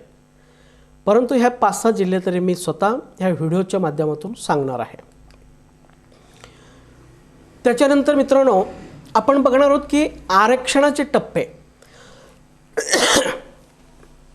एकंदरीत या विस्तारित क्षेत्र म्हणा किंवा संपूर्ण महाराष्ट्रामध्ये जे आदिवासी समाज आहेत त्याच्यामध्ये कोळी असेल, हलवा असेल, माना असेल, मन्नेवार असेल, ठाकूर असेल, ठाकर असेल, गोवारी असेल, हे सगळे जे काय आदिवासी समाज आहेत, तर यांना कशा कशा पद्धतीने कोणकोणत्या वर्षी रिझर्वेशन मिळत गेले ह्याच्यावरती आपण सखोलमध्ये बघणार आहोत. उदाहरणार्थ 1950मध्ये काय झालं, 1956मध्ये काय झालं, त्याच्यानंतर 1967मध्ये काय घडलं, त्यानंतर 1976मध्ये कोणत्या प्रकारचा कायदा पास झाला, त्यानंतर 24/4/85चं परिपत्रक काय म्हणतोय, 15/6/95चं GR काय आहे SBCचं, त्याच्यानंतर 2001चं कायदा, 2003चे प्रमाणपत्र मिळवण्याचे जे काय रूल्स आहेत त्या रूल्स काय सांगतात, त्याच्यानंतर 21/12/2019चा जो अधिसंख्या पद, हे सगळे मुद्दे अतिशय बारकाईने डिटेलमध्ये प्रत्येकाला 1-1, 2-2 तास देऊन आपण ते कवर करणार आहोत. उदाहरणार्थ असं मी तुम्हाला सांगितलेलं आहे की आपण बघणार आहोत की प्रकरण नंबर 8मध्ये 1950ला काय झालं, हे मी मागच्या व्हिडिओमध्ये थोडक्यात सांगितलेलं आहे, आत्ता पण थोडक्यात सांगतो.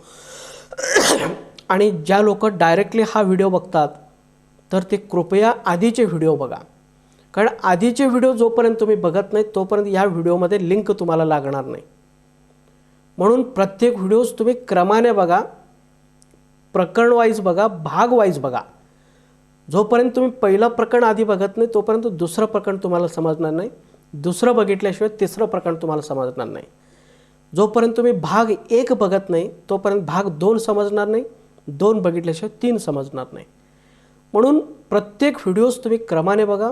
ऑलरेडी ते सगळे यूट्यूबवरती आहेत आणि अनेक लोकांचे फोन आले होते, त्याने व्हिडिओज लेंथ जरा कमी करा अशा पद्धतीने सांगितलेलं आहे.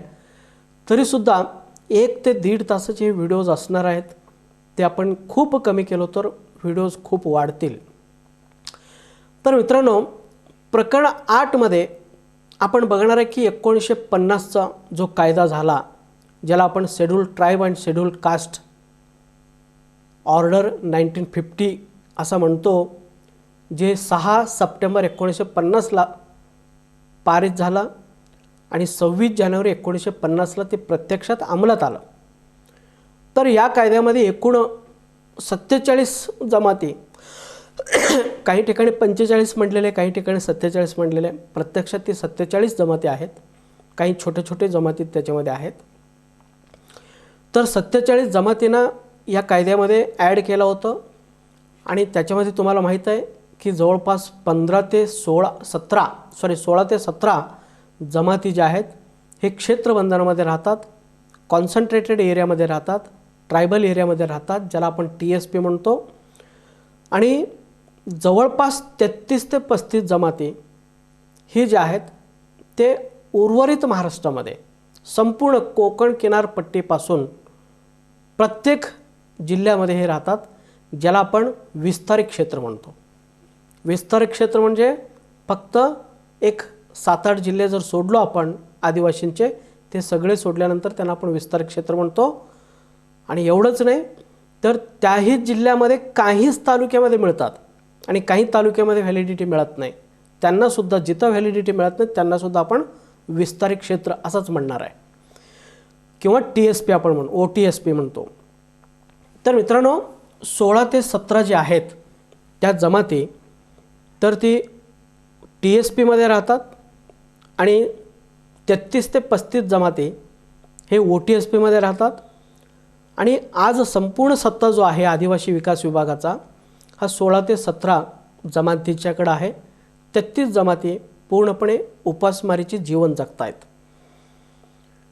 तर हे जे काय 47 जमाती होते, त्या 47 जमातीमध्ये प्रामुख्याने जे मोठमोठे जमाती आहेत त्याच्यामध्ये महादेव कोळी आहे, मल्हार कोळी आहेत, ढोर कोळी, टोकरे कोळी, कोलघा, कोलचा, हलबा, माना, गोवारी, ठाकूर, ठाकर, मन्नेरवारलू अशा सगळ्या जमाती ह्या 47मध्ये आहेत. आणि महत्त्वाचं म्हणजे संपूर्ण महाराष्ट्रामध्ये राहणाऱ्या ह्या जमातींना 1950मध्ये काय दिलं होतं? आरक्षण दिलं होतं.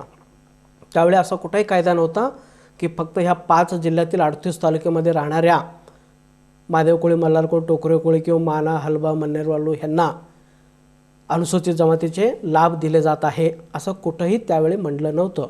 संपूर्ण महाराष्ट्रासाठी हा 1950चा कायदा होता. त्याच्यानंतर मी तुम्हाला सांगितलं थोडक्यात आणि आत्ता पण सांगतो, 1956ला म्हणजे प्रकरण 8मध्येच आपण बघणार आहोत की 1956ला काय झालं. 1956ला एरिया रिस्ट्रिक्शन लावण्यात आलं. हा सगळ्यांना माहीत आहे. एरिया रिस्ट्रिक्शन कायदा आपल्यासाठी काळा कायदा होता, हा सगळ्यांना माहीत आहे. चुकीच्या पद्धतीने एरिया रिस्ट्रिक्शन लावणं होतं.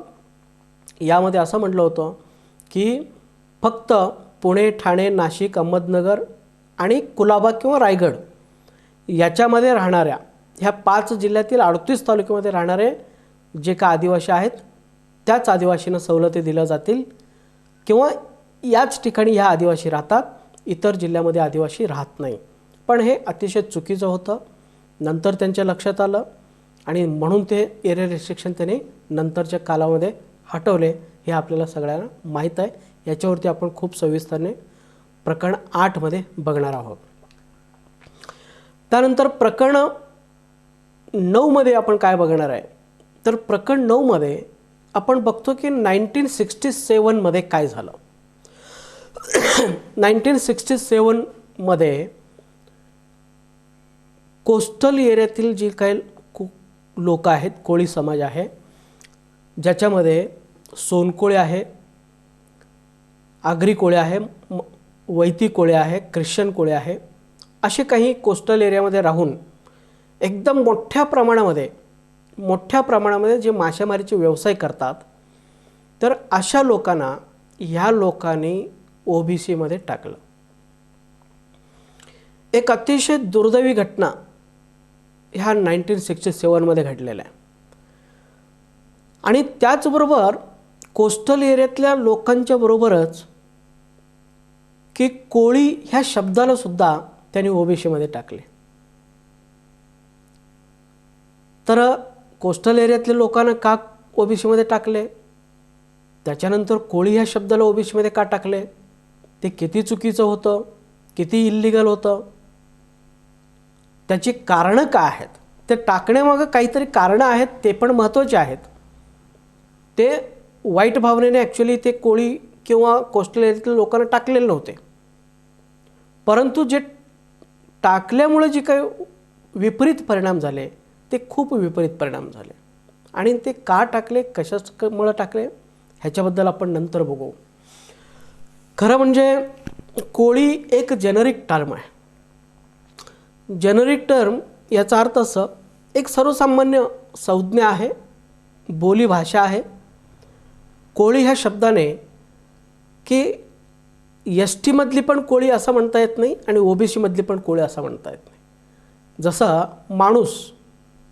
माणूस म्हटल्यानंतर तो हिंदू आहे किंवा ख्रिश्चन आहे किंवा मुस्लिम आहे किंवा बौद्ध आहे किंवा जैन आहे किंवा शीख आहे असं निश्चित होत नाही.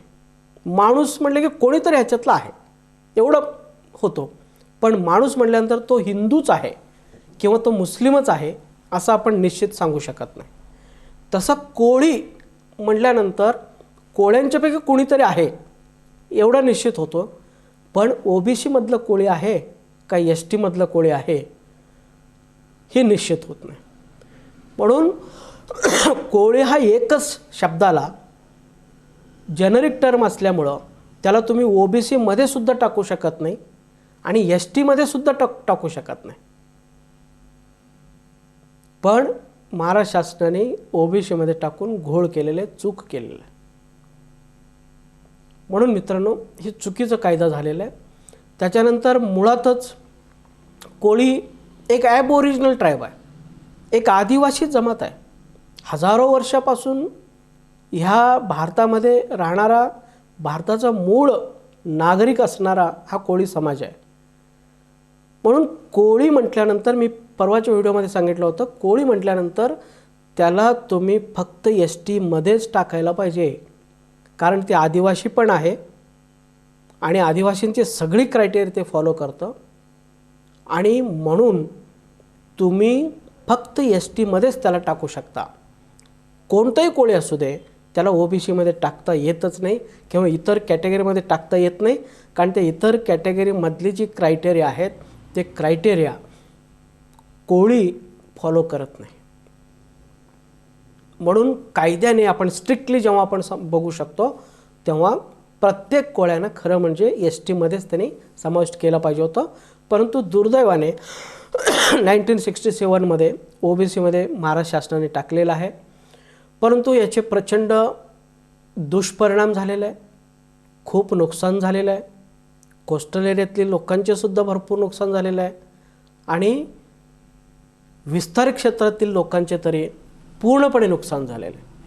कारण स्वतः हे ट्रायबलमध्ये असूनसुद्धा ह्यांना स्वतःचे अधिकार उपभोगता येत नाही, स्वतःचे आरक्षण उपभोगता येत नाही, कारण कोळी ह्या शब्दाला कारण नसताना शासनाने ओबीसीमध्ये टाकलेलं आहे. आणि त्याचबरोबर मित्रांनो, ह्या ओबीसी किंवा एसबीसीमध्ये ह्या लोकांनी पाणभरे कोळी, कुनम कोळी, चुंबळे कोळी, सूर्यवंशी कोळी, खानदेश कोळी यांनासुद्धा ओबीसीमध्ये टाकलेलं आहे. याचा अर्थच एकच आहे की जो काय हा लिस्ट बनवलेला आहे त्याच्यासारखा मूर्ख माणूस कोणीच नव्हता. कारण ही पाणभरे कोळी, पानकोळी, चुंबळे कोळी, कुनम कोळी ह्या सगळे जे आहेत ना, मल्हार कोळ्यांचे हे समानार्थी शब्द आहेत. मग एकदा तुम्ही मल्हार कोळ्याने एस टीमध्ये टाकला आणि त्यांचंच दुसऱ्या नावाला त्यांचेच हे सगळे चुंबळे कोळी म्हणजेच मल्हार कोळी, तर तुम्ही त्या मल्हार कोळीला एकतर एस टीमध्ये टाकता आणि पुन्हा तुम्ही OBCमध्ये टाकता. म्हणजे एकच जातीला तुम्ही ST आणि OBC असं दोन्ही भागामध्ये विभागणी करता. मग तुम्ही मूर्ख नाही तर कोण आहे? सखोल अभ्यास न करता घाई गडबडीमध्ये केलेली ही लिस्ट आहे. त्यामुळं आपल्याला ह्या सगळ्या लिस्ट ज्या आहे OBCमधून काढून टाकणं महत्त्वाचं आहे. मुळात कोळीच OBCमध्ये नको आहे, हे काढून टाकणं महत्त्वाचं. कोळी ॲब ओरिजिनल ट्राईब आहे. त्यामुळं तुम्हाला सगळ्यांना एकतर तुम्ही सगळ्यांना तुम्ही काय केलं पाहिजे, STमध्येच टाकलं पाहिजे. असं तुम्ही कोळ्यांची विभागणी करू शकत नाही. यावरती आपण निश्चितपणे लढा लढणार आहोत. त्यानंतर खानदेश कोळी म्हणून टाकलेलं आहे. अरे खानदेश कोळी म्हणजे हा एक जात नाही आहे. खानदेश कोळी खानदेशामध्ये राहणारे कोळी, जसा पश्चिम महाराष्ट्र कोळी. अरे पश्चिम महाराष्ट्र कोळी म्हणजे काय? पश्चिम महाराष्ट्र कोळी म्हणजे ही काय जात आहे का? मराठवाडा कोळी म्हणजे काय जात आहे का? मराठवाड्यामध्ये राहणारे, कोकणामध्ये राहणारे, पश्चिम महाराष्ट्रामध्ये राहणारे. तसा खानदेशामध्ये जी का कोळी राहत होते त्यांना खानदेश कोळी म्हटलेलं आहे.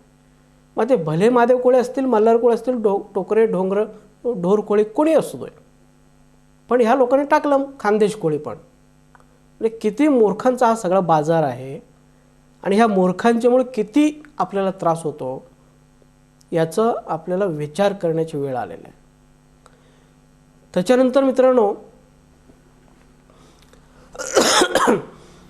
ही कायदा जे आहे ही कायदा पूर्णपणे चुकीचा आहे आणि पूर्णपणे असंवैधानिक आहे.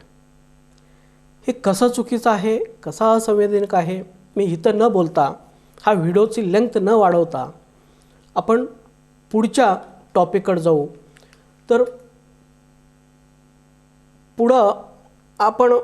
पुढं जाण्यापेक्षा लक्षात घ्या की ह्या 1967चा जो काही घडला OBCमधलं प्रकरण, कारण नसताना जे कोळीनं OBCमध्ये टाकलं गेलं, तर झालं काय की कोळी समाज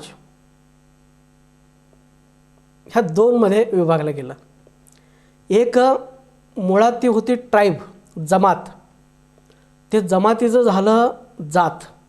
कारण OBCमध्ये ॲड केल्यामुळं ज्यांना OBCमध्ये ॲड केलं गेलं ती जातीमध्ये कन्वर्ट झाले. जात वेगळे आहेत, जमात वेगळे आहे, पण त्यांना जातीमध्ये टाकण्यात आलं. आणि जातीमध्ये कसं टाकू शकता तुम्ही? ती जमात आहे, कोळी ही जमात आहे. जरा वाचा ना, जरा संदर्भ ग्रंथ वाचा. संशोधकांनी कित्येक वर्ष संशोधन करून ठेवलेले त्यांचं वाचा. प्रत्येक ठिकाणी म्हटलेले Koli is a tribe, Koli is a tribe. तुम्ही हे लिस्ट बनवताना झोपलं होतं का? कोळी ट्राईब असताना, जमाती असताना तुम्ही त्या जातीमध्ये कसं टाकला? तर कोळी दोनमध्ये विभागलं गेलं, एक जातीमध्ये आणि दुसरं जमातीमध्ये. आणि त्याच्यानंतर कोळी 3 कॅटेगरीमध्ये विभागले गेले. 1950ला STमध्ये, त्यानंतर 1967ला OBCमध्ये आणि 1995ला SBCमध्ये. काय चाललं आहे? एकच कोळीला तुम्ही STमध्ये एकदा टाकता, OBCमध्ये एकदा टाकता, एकदा SBCमध्ये टाकता आणि नंतर म्हणतो तुम्ही कुठेही बसत नाही, अधिसंख्यामध्ये बसा. म्हणजे अतिशय मजेशीर ही घटना चालू आहेत. तर हे 2-3 भागामध्ये कोळी समाजाला विभागलेलं आहे, ह्या महाराष्ट्र शासन आणि केंद्र शासन दोघंही मिळून. केंद्र शासनाने आपल्याला STमध्ये टाकलं, महाराष्ट्र शासनाने OBCमध्ये टाकलं किंवा SBCमध्ये टाकलं. असं करून ह्याच्यामध्ये खूप अडचणी निर्माण केलेल्या. कोळी समाजाला फक्त एकाच ठिकाणी कुठेही टाकला असता तर आज जितके प्रॉब्लेम्स क्रिएट झालेले तेवढे प्रॉब्लेम्स क्रिएट झाले नसते. पण कोळी समाजामध्ये 2-3 भाग केल्यामुळं आता सध्या हा प्रॉब्लेम निर्माण झालेला आहे की बाबा माझ्यासमोर जो कोळी आलेला आहे तर हा कोळी OBCमधला आहे का STमधला आहे का SBCमधला आहे, हा प्रॉब्लेम निर्माण झालेला आहे. आणि म्हणून मित्रांनो की आपल्याला म्हणजे कितीतरी लोकांना STमधली कोळी असून त्यांना OBCमधली कास्ट सर्टिफिकेट घ्यावं लागतं. आणि बरेचसे लोक त्यांची स्वतःची जात लिहून दिलेलं आहे की मी राहतच नाही, मी एस टीमधला नाही आहे, मी महादेवकुळे नाही आहे, म्हणून त्यांनी स्वतःहून लिहून दिलेलं आहे. शासन तर लिहून घेतलेलंच आहे आणि पुन्हा ते स्वतःहून लिहून दिलेलं आहे. कारण त्यांना माहीतच नाही मी कुठं आहे, मी एस बी सीमध्ये आहे का ओ बी सीमध्ये आहे का मी एस टीमध्ये आहे. म्हणून शासन म्हणलं की तुम्ही कुठं आहे तुम्हाला जर कळत नसेल तर तुम्ही अधिसंख्य पदामध्ये बसा. आणि ते खरं आहे, ज्याला स्वतःची जात माहीत नाही त्या माणसाला हेच निकाल मिळणार, हे दुर्दैव आहे. म्हणून सगळे आता इथून पुढं खूप ॲक्टिव्ह होणं गरजेचं आहे, खूप अभ्यास करणं गरजेचं आहे. स्वतःच्या जाती जमातीबद्दल सखोलमध्ये जाऊन संशोधन करणं गरजेचं आहे. नाहीतर भविष्यातली पिढी तुम्हाला माफ करणार नाही. कारण आपली मागची पिढी हे सवलती मिळवल्या आणि आपण लोक ती सवलती घालवलो आणि शिक्षा मात्र उद्याच्या पिढीला भोगावं लागणार आहे. त्यामुळं उद्याची पिढी आपल्या आजच्या पिढीला माफ करणार नाही, हे तुम्ही लक्षात घ्या. कारण जे काय आपली मागची पिढी मिळवलं होतं ते आपण घालवलो आणि अडचणीत आणलो त्या पुढच्या पिढीला. पुढच्या अनेक पिढ्यांना आपण अडचणीत आणलो. कारण का? ना करतेपणा. बाकीचे करू दे, मी निवांत बसून खातो, ही जी वृत्ती आहे, स्वभाव आहे, ते तुम्हाला तत्काळ सोडून दिला पाहिजे. अन्यथा हा समाज इतिहास जमा होण्याच्या मार्गावर आहे, हे तुम्ही आज समजून घ्या. तर अशा पद्धतीने 2 ते 3 प्रकारामध्ये कोळी समाजाला शासनाने विभागल्यामुळं आज आपण खूप अडचणीत आलो, हे तुम्ही नेहमी लक्षात घ्या. त्यानंतर प्रकरण 9 नंतर प्रकरण 10 मध्ये आपण बघणार आहोत की 1976ला काय झालं, ज्याला आपण एरिया रिस्ट्रिक्शन ॲक्ट म्हणतो. त्या क्षेत्रबंधन कायदा म्हणजे नेमकं काय आहे, क्षेत्रबंधन उठवलं म्हणजे नेमकं काय उठवलं, क्षेत्रबंधन कायदा उठवत असताना त्यांनी काय काय तरतुदी केलेल्या आहे. तर 1956ला क्षेत्रबंधन कायदा लावलं होतं. जेव्हा शासनाच्या लक्षात आलं की आपण चुकीचे कायदा केलेला आहे, एरिया रिस्ट्रिक्शन लावून उपयोग नाही, त्या एरियाच्या बाहेरसुद्धा आदिवासी लोक राहतात, त्यांना सवलती मिळत नाही आहे, हे जेव्हा केंद्र शासनाच्या लक्षात आलं किंवा काही लोकांनी आणून दिलं, तर त्यानंतर ह्या लोकांनी 76ला तब्बल 20 वर्षाने त्यांनी हा पुन्हा लावलेला रिस्ट्रिक्शन उठवलं आणि मग तिथून पुढं आपल्याला ह्या सगळ्या गोष्टी मिळायला लागल्या. परंतु 1976ला क्षेत्रबंधन कायदा जो आहे, तो क्षेत्रबंधन कायदा आपल्यासाठी खरं म्हणजे केलेला आहे. खास विस्तारित क्षेत्रातील आदिवासींच्या ह्या 33-35 आदिवासींच्यासाठी केलेला आहे. आणि हा कायदा करत असताना मी कालच्या व्हिडिओमध्ये सांगितलेलं आहे आणि पुढच्या व्हिडिओमध्ये एरिया रिस्ट्रिक्शनवरती मी कमीत कमी 3 व्हिडिओमध्ये बोलणार आहे. तर ह्यामध्ये असं सांगितलेलं आहे की आदिवासी समाज कुठंही राहू शकतो, त्याला अमुक जागेचं बंधन नाही, अमुक जिल्ह्याचं अमुक तालुक्याचं बंधन नाही. त्यानंतर ह्याच्यामध्ये सांगितलेलं आहे की TSPमध्ये आणि OTSPमध्ये म्हणजे महाराष्ट्रात कुठंही राहणारा आदिवासी ह्याला समान अधिकार आहे, ह्याला कमी आणि ह्याला जास्त असं नाही आहे. आणि प्लस त्याने नवीन ज्या एरिया रिस्ट्रिक्ट केले होते, ज्यांच्यावरती बंधन आणलं होतं 20 वर्ष, आणि ते बंधन हटवल्यानंतर पुन्हा एकदा ह्या लोकांना STच्या लिस्टमध्ये टाकल्यामुळं ह्या लोकांची लोकसंख्या वाढणार आहे, STची लोकसंख्या वाढणार आहे, म्हणून त्यांनी अनुदानसुद्धा दिलेलं आहे. वाढीव लोकसंख्येप्रमाणे जसं जसं ही लोकसंख्या वाढत जाईल तसतसं त्यांनी अनुदानाची सुद्धा तरतूद केलेलं आहे, हे तुम्ही लक्षात घ्या. आणि तुम्हाला मी सांगितलं की 2011च्या जनगणनेप्रमाणे एकूण 9% आदिवासींची अनुदान आहे आणि 9%पैकी 4% TSPमधले आहे, 5% आपल्याकडलं अनुदान आहे, आपल्या पॉप्युलेशनवर मिळणारं अनुदान आहे. म्हणजेच एकूण 9% आदिवासी विकास निधीपैकी 5% निधी आपल्या पॉप्युलेशनवरती मिळतो आणि एकूण 25 आमदारपैकी 14 आमदार आपल्या नावावरती निवडून येतात, आपल्या पॉप्युलेशनवरती निवडून येतात आणि 4 खासदारपैकी 2 खासदार आपल्या पॉप्युलेशनवरती, आपल्या लोकसंख्येवरती ते निवडून येतात. आपण जर एस टीमधून बाहेर पडलो तर ही 14 आमदार, 2 खासदार ही घरी बसतील आणि 5% अनुदान हे ताबडतोड केंद्र शासनाकडनं बंद होईल. आणि या प्रकरण 10व्यामध्ये एरिया रिस्ट्रिक्शन ॲक्ट बघत असताना आपण हे सुद्धा बघणार आहोत की आपले जे विरोधक आहेत, त्या विरोधक लोक ह्या एरिया रिस्ट्रिक्शनला बाजूला सारून महाराष्ट्रामध्ये पुन्हा एकदा अप्रत्यक्षपणे इनडायरेक्टली एरिया रिस्ट्रिक्शन कसा लावता येईल, वेगवेगळ्या संदर्भ ग्रंथाच्या माध्यमातून, उदाहरणार्थ डॉक्टर गोविंद गारेच्या संदर्भ ग्रंथाच्या माध्यमातून किंवा 24/4/85च्या GRच्या माध्यमातून हा एरिया रिस्ट्रिक्शन कायदाच बाजूला करायचा आणि मग पुन्हा एकदा इनडायरेक्टली अप्रत्यक्षपणे एरिया रिस्ट्रिक्शन लावायचा. आणि हे 76ला ही जी लोक नवीन आले, नवीनच नव्हते ते लक्षात ठेवा. ॲक्च्युली ह्यांना 20 वर्ष दाबलं गेलं होतं. 20 वर्षानंतर पुन्हा ह्यांना न्याय मिळाला.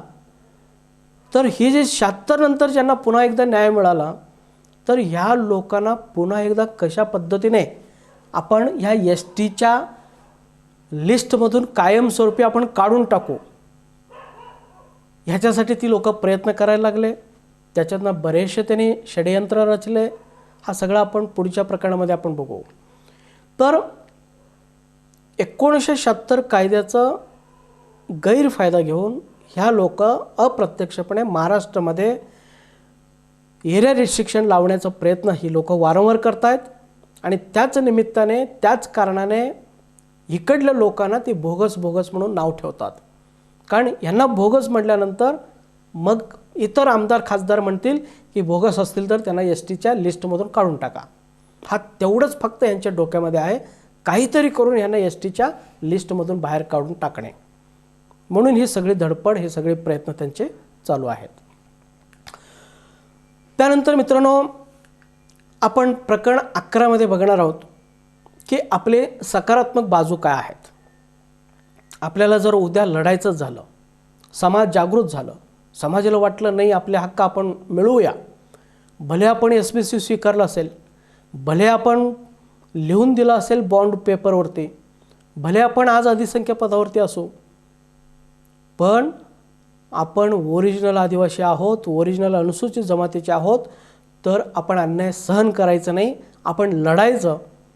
असं जर समाजाचं मनामध्ये आलाच आणि समाजाने ठरवलं आपण योग्य मार्गे लढायचंच, मागची चुका सगळे बाजूला ठेवून योग्य पद्धतीने लढायचं असं जर ठरवलं, तर आपल्याकडं काय प्रूफ्स आहेत लढण्यासाठी, आपली पॉझिटिव्ह बाजू कोणत्या आहेत, सकारात्मक मुद्दे कोणते आहेत, हे आपण प्रकरण 11मध्ये बघणार आहोत.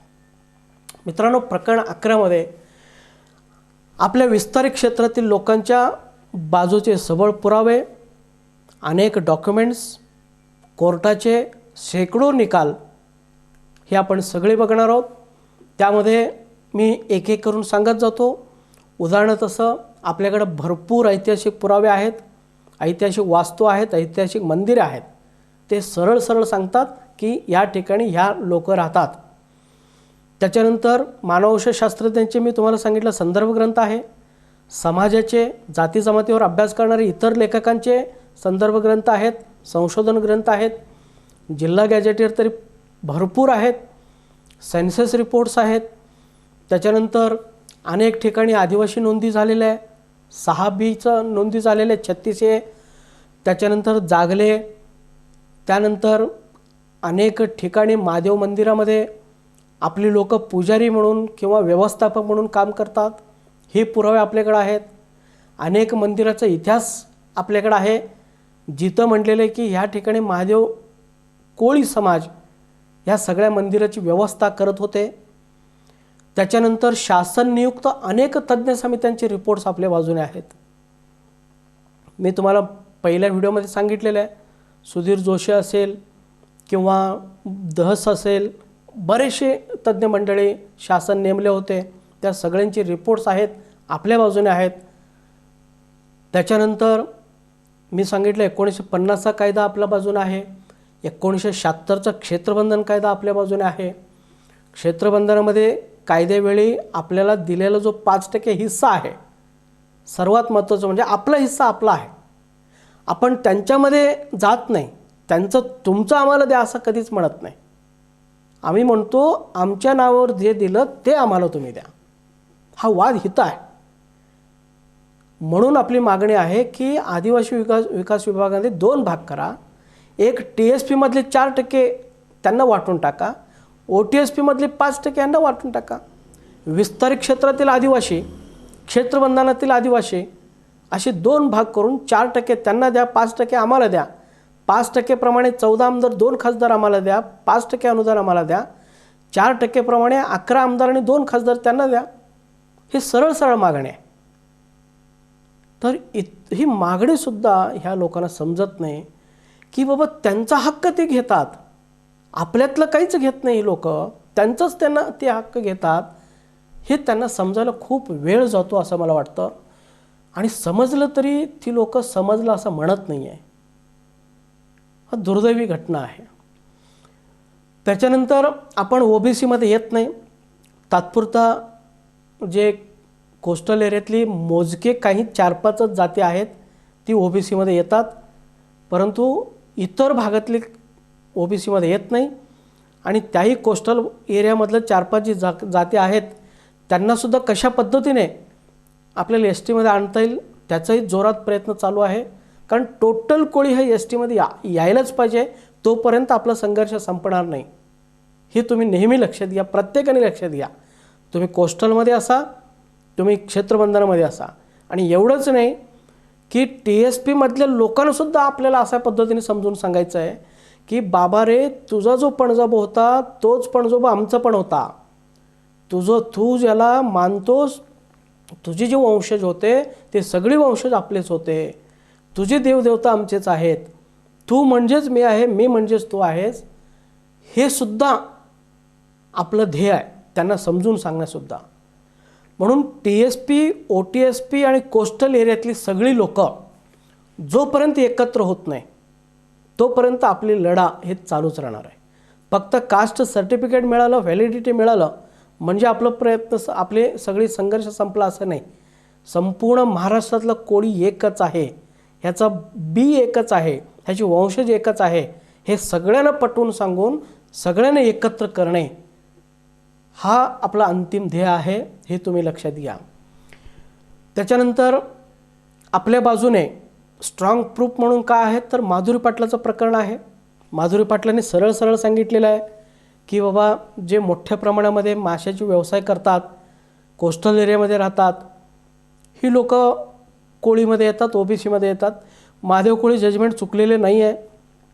कारण का तर 1967मध्ये जो कायदा बनवला गेला OBCचं, त्या OBCच्या कायद्यामध्ये कोस्टल एरियातली कोळ्यांना टाकल्यामुळं तर तो कायदा तिथं माधुरी पाटलाच्या समोर ठेवण्यात आला.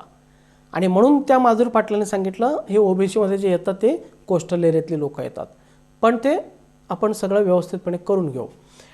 त्याच्यानंतर आपला जिल्हा जो आहे म्हणजे कोस्टल एरिया जर सोडला तर इतर जे 90% भाग आहे, 90% भागामध्ये जे काही लोक राहतात त्यांच्याबद्दल मी बोलतो की आपले जिल्हा जे कोस्टल एरियामध्ये येत नाही. त्याच्यानंतर आपल्या जिल्ह्यामध्ये मासेमारी आपण कधीच करत नाही. म्हणजे मासेमारी म्हणजे फक्त विहिरीमध्ये आणि नदीमध्ये नव्हे तर समुद्रामध्ये मासेमारी करणे ह्याला OBC म्हटलेलं आहे. तर आपण कधीच समुद्रामध्ये करत नाही, कारण समुद्र किनाराच आपल्याकडे नाही. त्याच्यानंतर आपल्या जिल्ह्यामध्ये की सोनकोळी, आगरी कोळी, वैती कोळी, ख्रिश्चन कोळी ह्या नावाची एक पण नोंदी नाही. पडताळणी समितीने एक तरी नोंदी दाखवावा सोनकोळ्यांचं, आगरी कोळी आणि ख्रिश्चन कोळी आणि वैती कोळ्यांचं ह्या विस्तारित क्षेत्रामध्ये एक तरी नोंदी दाखवा, कोस्टल एरिया सोडून. एकही नोंदी सापडत नाही. मग नोंदी सापडत नसेल तर ही लोक OBCमध्ये गेलेच कसं? त्याच्यानंतर आपल्याकडे मित्रांनो सर्वात स्ट्रॉंग प्रूफ काय आहे तर 7/12 उतारा आहे. 7/12 उतारा तुमच्याकडे 1950 पूर्वीचा जर असेल तर सरळ सरळ सांगतं की हा माणूस हा शेती करणारा कोळी आहे. मग शेती करणारा कोळी याचाच अर्थ महादेव कोळी किंवा मल्हार कोळी. त्याच्यानंतर TRTIच्या वेबसाईटवरती सगळ्या जिल्ह्याचं नोंदी आहेत, कोणत्या जिल्ह्यामध्ये कोणते कोळी राहतात. सरळ सरळ त्यांनी सांगितलेलं आहे. प्रत्येक जिल्ह्यामध्ये महादेव कोळी, मल्हार कोळी, टोकरो कोळीची त्यांनी आकड्यावर दाखवलेलं आहे. मी मागच्या व्हिडिओमध्ये सांगितलं की प्रत्येक जिल्ह्यामध्ये महादेव कोळ्यांची नोंदी आहेत, मल्हार कोळ्यांची, टोकरो कोळ्यांची, ढोर कोळ्यांची आहेत. आणि हे शासनाच्या वेबसाईटवरती आहेत. हे पडताळणी समितीच्या वेबसाईटवरती आहेत.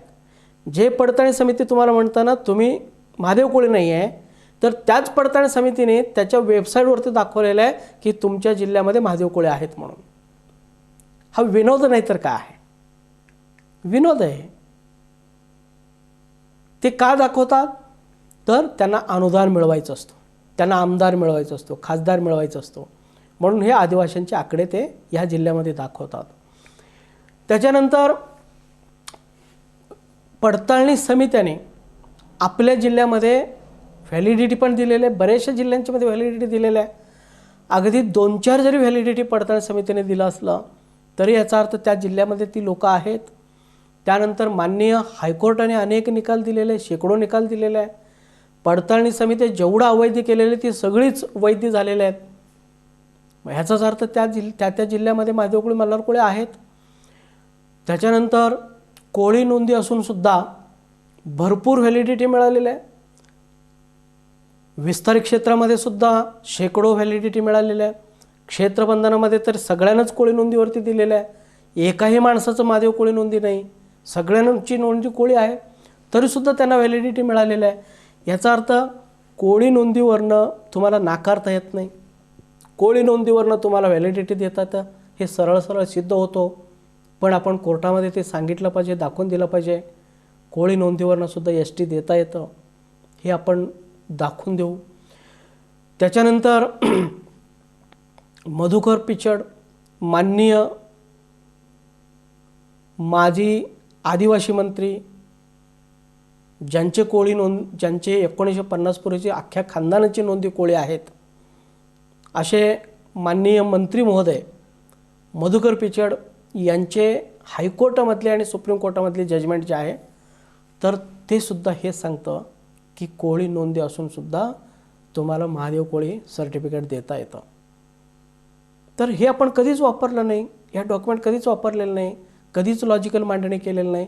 फक्त माझं, माझ्या आजोबाचं आणि माझ्या वडिलांचं एवढंच आपण डॉक्युमेंट घेतो आणि पडताळणी समितीकडे सुटतो. अतिशय चुकीचं आहे. तुमच्या जिल्ह्याचं, तुमच्या अजून आजूबाजूचे अनेक डॉक्युमेंट तुम्ही वापरलं पाहिजे. कमीत कमी मी तुम्हाला 50 ते 60 डॉक्युमेंट देतो तुमच्या सपोर्टमध्ये. 50 ते 60 डॉक्युमेंट देतो आणि कोणत्या डॉक्युमेंटवरती काय बोलायचं हे मी तुम्हाला समजावून सांगतो. त्याच्यानंतर आपल्या बाजूने का आहेत तर आपल्या बाजूने सर्वात महत्त्वाचं म्हणजे आपण जे प्रमाणपत्र मिळवलेलं आहे ते प्रमाणपत्र पूर्णपणे कायद्याने मिळालेलं आहे. आपण त्या प्रांताकडं, तहसीलदाराकडं 2001चा किंवा त्याच्यापूर्वीचा जो काही कायदा होता त्या कायद्यामध्ये लागणारे जे काही डॉक्युमेंट्स होते त्या डॉक्युमेंट सगळे आपण जोडलेले आहे. हमीपत्र दिलेलं आहे, बॉन्डवरती दिलेलं आहे आणि सगळी त्यांनी बघितलेले व्यवस्थितपणे. आणि जेव्हा त्या प्रांतांचं कन्फर्म झालं की हा माणूस महादेव कोळी, मल्हार कोळी, टोकरे कोळी मधलाच आहे तर त्याचवेळी ते आपल्याला प्रमाणपत्र दिलेलं आहे. आपण बाहेरून छापून आणलेलं नाही किंवा घरामध्ये बसून आपण प्रिंट केलेलं नाही किंवा आणि कुठनं तरी मार्केटमधनं विकत आणलेलं नाही. जे का प्रमाणपत्र आहेत ते तहसीलदारांच्याकडनं आणलेलं आहे. त्या शासन दरबारी नोंदी आहेत आपल्या प्रमाणपत्रांची. मग इतकं सगळं डॉक्युमेंट्स आपल्या बाजूने असतानासुद्धा आपण कोर्टामध्ये व्यवस्थितपणे लढत नाही. तुम्ही एकच लक्षात घ्या, आपण का हरलो तर फक्त आपल्याला मांडणी करता आलं नाही. आहे त्या डॉक्युमेंट कशा पद्धतीने व्यवस्थितपणे पुटआउट करायचं हे आपल्याला जमलं नाही म्हणून आपण हरलो. नाहीतर आणि आपण हरलोच ते हरलो, पुन्हा वर लिहून दिलो की मी त्या जातीचं नाही म्हणून. आणि म्हणून त्या विरोधकांचा कॉन्फिडन्स वाढला आणि त्यांना वाटलं हे खरोखरच बोगस आहेत आणि ती लोक हात धुवून मागं लागले. आणि मग आता आपण घाईला आलो. आज आपले संसार उद्ध्वस्त होण्याच्या मार्गात आहेत, कारण ह्या सगळ्या आपण केलेल्या चुका आहेत. विरोधकाने नाही, कोर्टाने नाही, आपण केलेल्या ह्या सगळ्या चुका आहेत. त्यानंतर आपण बघणार आहोत की जसं आपली पॉझिटिव्ह बाजू आहे तशी आपली काही नेगेटिव्ह बाजूसुद्धा असू शकतात. तर काय नेगेटिव्ह बाजू आहे, तर आपण प्रकरण 12 मध्ये बघणार आहोत सगळी नेगेटिव्ह बाजू. तर मित्रांनो, यामध्ये की आपण बघतो की आपल्या विरोधामध्ये कोणते कायदे आणि कोणते परिपत्रक आहेत आणि किती घातक आहेत आणि त्यांच्यावरती कसं मात करता येईल. पहिलं परिपत्रक आहे 1956चं एरिया रिस्ट्रिक्शन. एरिया रिस्ट्रिक्शन तरी ते उडालेलं आहे, परंतु त्या एरिया रिस्ट्रिक्शनमुळेच आपण अडचणीत आलेलो आहोत. आज त्याला काही करायची पण गरज नाही, आज त्याचा विषय पण काढायची गरज नाही, कारण तो विषय संपलेला आपल्यासाठी. त्यानंतर दुसरं आपल्या विरोधातलं आहे 1967चं OBCचा कायदा, OBCचं परिपत्रक. तर हा घातक आहे. ह्या OBCच्या परिपत्रकमधले सगळेचे सगळे म्हणजे 50%पेक्षा जास्त आपण एका याचिकेमधनं 50%पेक्षा जास्त कोळी आपण काढू शकतो. आणि प्लस कोळी हा शब्दसुद्धा त्या OBCमधनं काढू शकतो. आणि जर कोस्टल एरियातली लोक जर इंटरेस्ट दाखवले तर अख्खं सोनकोळी, मच्छीमार कोळी, वैतकोळी हे सगळंच आपण OBCमधनं काढू शकतो. कारण कोळी हे ट्राईब असल्यामुळं तुम्हाला OBCमध्ये ॲड करता येत नाही. आणि प्लस त्याला आणखीन बरेचसे असे काही इव्हिडन्सेस आहेत, डॉक्युमेंट्स आहेत की ज्यामुळं त्या कोळीला फक्त STमध्येच टाकायला पाहिजे. त्याच्यानंतर आहे 24/4/85चं JR. 24/4/85चं JR तर अतिशय चुकीचं JR आहे, इल्लिगल JR आहे, थातुरमातुर JR आहे, फेक JR आहे, खोटं JR आहे, बोगस JR आहे. आणि हे JR आपण सहजपणे उडवू शकतो, ह्याला वेळसुद्धा लागत नाही. त्यानंतर 1994चं SBCचं JR हा तात्पुरतं केलेली व्यवस्था होती, हे ऑलरेडी उडालेलं आहे, आपण सुद्धा त्याला सहजपणे उडवू शकतो. त्याच्यानंतर आपल्या विरोधामध्ये काही निकाल आहेत. यामध्ये माधुरी पाटलाचा निकाल आहे आणि जगदीश भैराचा निकाल आहे. तसं बघितलं तर माधुरी पाटलाचा निकाल TSP मधल्या लोकांच्या विरोधातला नाही आहे, विस्तारित क्षेत्रातील लोकांच्या सपोर्टमधले निकाल आहे. हां, काही किरकोळ मुद्दे आहेत, त्याच्यामध्ये थोडंसं अभ्यास करणं गरजेचं आहे. कोळी आणि महादेव कोळी वेगळं आहे, महादेव कोळी कोळ्यांचं सब डिव्हिजन नाही, असे चुकीचे काही मुद्दे त्याच्यामध्ये आलेले आहे. ते आपण करेक्शन करू शकतो, कोणत्याही टाईममध्ये आपण करेक्शन करू शकतो. कारण मानवशास्त्रज्ञ किंवा जिल्हा गॅजेटरमध्ये जे लिहिलं गेलं ते सुप्रीम कोर्टाला मान्य करावंच लागतो. त्यामुळं आपण ते कोळी, महादेव कोळी हा विषय मिटवू शकतो. त्यामुळं माधुरी पाटलाचं जो प्रकरण आहे ते फक्त कोस्टल एरियातील लोकांची अडचणीचं आहे. त्यामुळे त्या लोकांनी पुढाकार घेतलं, त्याच्यामध्ये त्यांनी रिव्ह्यू टाकूया असं जर म्हणले, रिओपन करूया असं म्हणले तर आपण रिओपन करू शकतो आणि ते सुद्धा आपण काढून टाकू शकतो. त्याच्यानंतर जगदीश भैरा आज जो गाजतोय, जगदीश भैराचं प्रकरण आपण एक स्वतंत्र प्रकरण बघणार आहोत. हे प्रकरण काय आहे, कसं आहे, याच्यामध्ये काय म्हणलेलं आहे, आपले पॉझिटिव्ह बाजू काय, नेगेटिव्ह बाजू काय आहे, याच्यावरती आपण सविस्तर बोलू. पण ह्या दोन आपल्याला घातक अशा पद्धतीचे सुप्रीम कोर्टाचे जजमेंट म्हटलं तरी काही हरकत नाही. त्यानंतर आपले विरोधक कोण आहेत, म्हणजे नकारात्मक गोष्टी आपण जेव्हा विचार करतो तेव्हा फक्त डॉक्युमेंट किंवा फक्त कोर्ट केस हे न घेता आपले विरोधकांच्या बद्दलसुद्धा विचार करावा लागतो. कारण विरोधक जर नसते तर आपण अडचणीत आलोच नसतो. आपल्याला सहजपणे STचे व्हॅलिडिटी सर्टिफिकेट मिळाले असते. आपण जे अडचणीत आलो ते फक्त ॲक्टिव्ह विरोधकामुळं, खूप ॲक्टिव्हली ते आपल्या विरोधामध्ये काम करतात, कारण त्यांचा गैरसमज आहे. म्हणून हे आदिवासी आमदार, खासदार आणि मंत्री, त्याच्यानंतर आदिवासींची सगळी संघटना आणि त्यांच्या बरोबरीला ह्या पडताळणी समित्या हे सगळे आपले विरोधक आहेत. ह्यांच्यावरती आपण स्वतंत्र टॉपिक घेणार आहोत, तर ते आपण बघू. तर मित्रांनो, अशा पद्धतीने की आपण ह्या वेगवेगळ्या प्रकारामध्ये म्हणजे 12 प्रकारामध्ये आपण बघणार आहोत आणि त्याच्यानंतर आपण 13व्या प्रकरणामध्ये बघणार आहोत की वेगवेगळ्या कोर्टाचे जे निकाल आहेत त्या निकालामध्ये काय म्हटलेलं आहे. उदाहरणार्थ माधुरी पाटील निकालामध्ये काय म्हटलेलं आहे, अपूर्व निचिले निकालामध्ये काय म्हटलेलं आहे, जगदीश बहिराच्या निकालामध्ये काय म्हटलेलं आहे, त्याच्यानंतर असे भरपूर निकाल आहेत. एक 7-8 निकाल जे आपल्याला लागू पडतात, तर त्याच्यावरती आपण डिस्कशन करू. त्याच्यामध्ये पॉझिटिव्ह पॉईंट काय आहेत, नेगेटिव्ह पॉईंट काय आहेत, आपल्यासाठी सकारात्मक काय आहे, नकारात्मक काय आहे, आपण त्या निकालांचा कशा पद्धतीने वापर करू शकतो, त्या निकाल आपल्यासाठी किती घातक ठरू शकतात, ह्याविषयी आपण बघू. परंतु मित्रांनो, माझं एक वैयक्तिक मत आहे की कोर्टाचे कोणतेही निकाल हे निश्चित नसतात, फिक्स्ड नसतात. त्यामुळे कोर्टाच्या कोणत्याही निकालाला स्थायी स्वरूपाचे निकाल असं समजू नये, कुणीही समजू नये. ते चेंजेबल असतात, ते बदलत असतात. त्या काळी उदाहरणार्थ माधुरी पाटलाच्या प्रकरणावेळी, तर त्या काळी त्या माधुरी पाटलाच्या वकिलांनी कोणते डॉक्युमेंट जोडले होते, त्यावेळी कोणत्या कोर्ट जजमेंटचं, पूर्वीच्या कोर्ट जजमेंटचं त्याने आधार घेतला होता, किंवा त्या वकिलाने कशा पद्धतीने लॉजिकली मांडणी केला होता, स्ट्रॉंगली मांडणी केला होता, व्यवस्थितपणे त्या जजना पटवून दिलं होता, ह्याच्यावरनं तो निकाल लागलेला आहे. म्हणून कोणताही निकाल त्या काळी जोडलेली डॉक्युमेंट्स, त्या निकालावेळी जोडलेली इतर जजमेंट्स आणि त्या वकिलाने किती इफेक्टिव्हली मांडणी केलेलं आहे, त्याच्यावरनं ते निकाल लागत असतात. म्हणून पूर्वीच्या निकालाला जास्त महत्त्व द्यायची गरज नाही.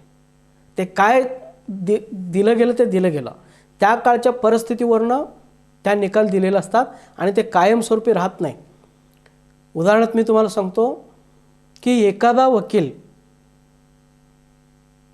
जर समजा लॉजिकली स्ट्रॉंग असेल, तर त्या डॉक्युमेंटवरती तो कोर्ट केस जिंकू शकतो. आणि एखादा वकील लॉजिकली वीक असेल, त्याला मांडणी करता येत नसेल, त्याला बोलता येत नसेल, त्याला डॉक्युमेंट दाखवता येत नसेल, त्याला प्रेझेंटेशन देता येत नसेल, तर त्या डॉक्युमेंटवरती तो हरू शकतो. म्हणून त्या वकिलावरती डिपेंड असतं. त्यानंतर जर समजा माधुरी पाटलाच्या वेळी त्या वकिलाने कोळी इज अ ट्राईब हा दाखवला असता, त्यानंतर माधुरी पाटलाच्या वेळी Mahadev Koli is a sub division of Koli हे जर मानववंशशास्त्रज्ञांचं किंवा त्या गॅझेटियरमधली हे वाक्य जर त्या कोर्टाला दाखवलं असता, तर कोर्ट कधीच म्हटलं नसतं महादेव कोळ्यांचं आणि कोळ्यांचं काही संबंध नाही. कोर्ट कधीच म्हटलं नसतं कोळी हे कास्ट आहे, महादेव कोळी हे ट्राईब आहे. त्या वकिलाला ते मांडणी करता आलं नाही, त्या वकिलाने त्या डॉक्युमेंट जोडले नव्हते, म्हणून तो कोर्ट केस हारलेला आहे. त्यामुळं माधुरी पाटील विरोधात गेला, माधुरी पाटला, अरे माधुरी पाटील विरोधात गेला, त्या माधुरीसाठी विरोधात गेला, तुमच्यासाठी नाही गेलं. ते तुम्ही तुमच्या केसमध्ये मांडा ना व्यवस्थितपणे. तुम्ही जर चांगल्या पद्धतीने मांडला तर तुमचं केस पॉझिटिव्ह निघेल आहे त्या डॉक्युमेंटवरती. म्हणून माझं एक ठाम असं मत आहे की कुठल्याही कोर्ट केसला जास्त महत्त्व देऊ नये.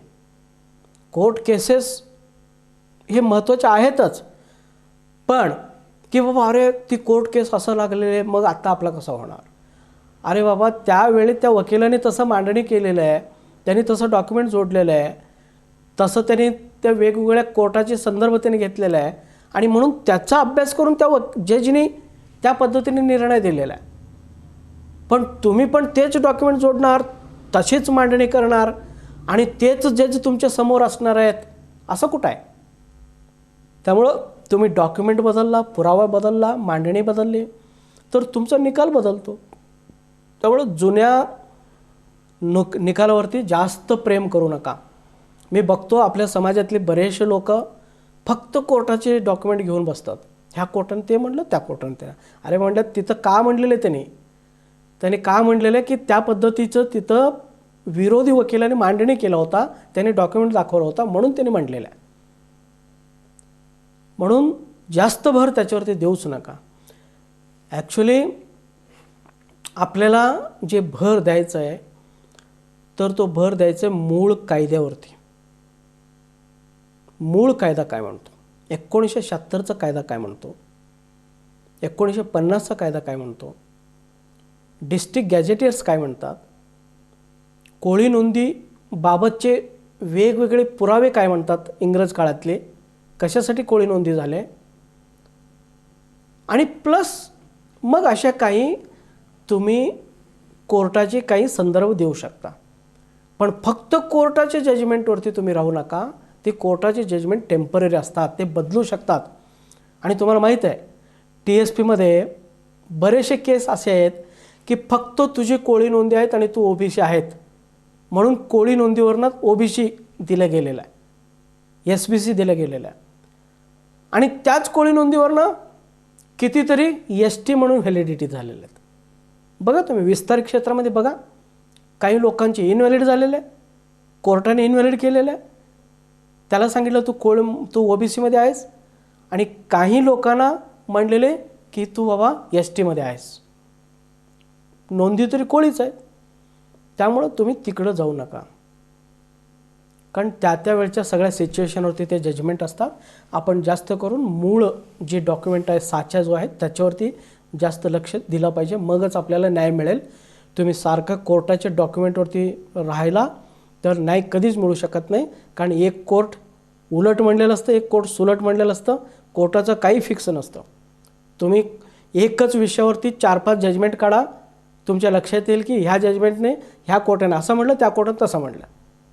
एका कोर्टाने म्हटलं की राष्ट्रपतीच्या ह्याच्यामध्ये रीड ॲज इट इज पाहिजे, दुसरा कोर्ट म्हणतो नाही हे चालू शकतं. आता मधुकर पिचडचं काय झालं, रीड ॲज इट इज कुठं गेलं त्याचा. मधुकर पिचड आदिवासी मंत्री यांचं कोळी नोंदी असताना सुद्धा रीड ॲज इट इज गेला कुठं. त्यामुळं मित्रांनो तिकडं तुम्ही लक्ष देऊ नका, कारण त्या उलट सुलट कसे निकाल लागत असतात. फक्त एक आधार म्हणून तुम्ही बघू शकता, पण त्याच्यावरती वेळ जास्त घालू नका. तुम्ही वेळ घालवा जास्त करून ह्या मूळ डॉक्युमेंटवरती, असं मला म्हणायचं आहे. कदाचित माझं म्हणणं चुकीचं पण असेल, पण तुम्ही विचार करून बघा, कारण वर्षानुवर्ष तुम्ही कोर्ट जजमेंटच घेऊन बसता, पण न्याय तरी अजून कोणालाही मिळालेलं नाही. ओके, तरीसुद्धा आपण काही महत्त्वाच्या डॉक्युमेंटवरती आपण डिस्कशन करणारच आहोत. तर मित्रांनो हा व्हिडिओ वाढतो आहे, 1.5 तासाचा व्हिडिओ झालेला आहे. मला अजून भरपूर सांगायचं आहे. एकूण आपण 35 प्रकरण बघणार आहोत. त्या 35 प्रकरणामध्ये कोणकोणत्या प्रकरणामध्ये काय काय असणार आहे हे आपल्याला समजून घ्यायचं आहे. तर हा प्रकरण 2 मधलं भाग 1 मी इथं थांबवतो आहे. तर पुढं आपण प्रकरण 2 मधलं भाग 2 बघणार आहोत. कंपल्सरी बघा. तर त्या भाग 2 मध्ये आपण बघणार आहोत की आपले विरोधक कोण आहेत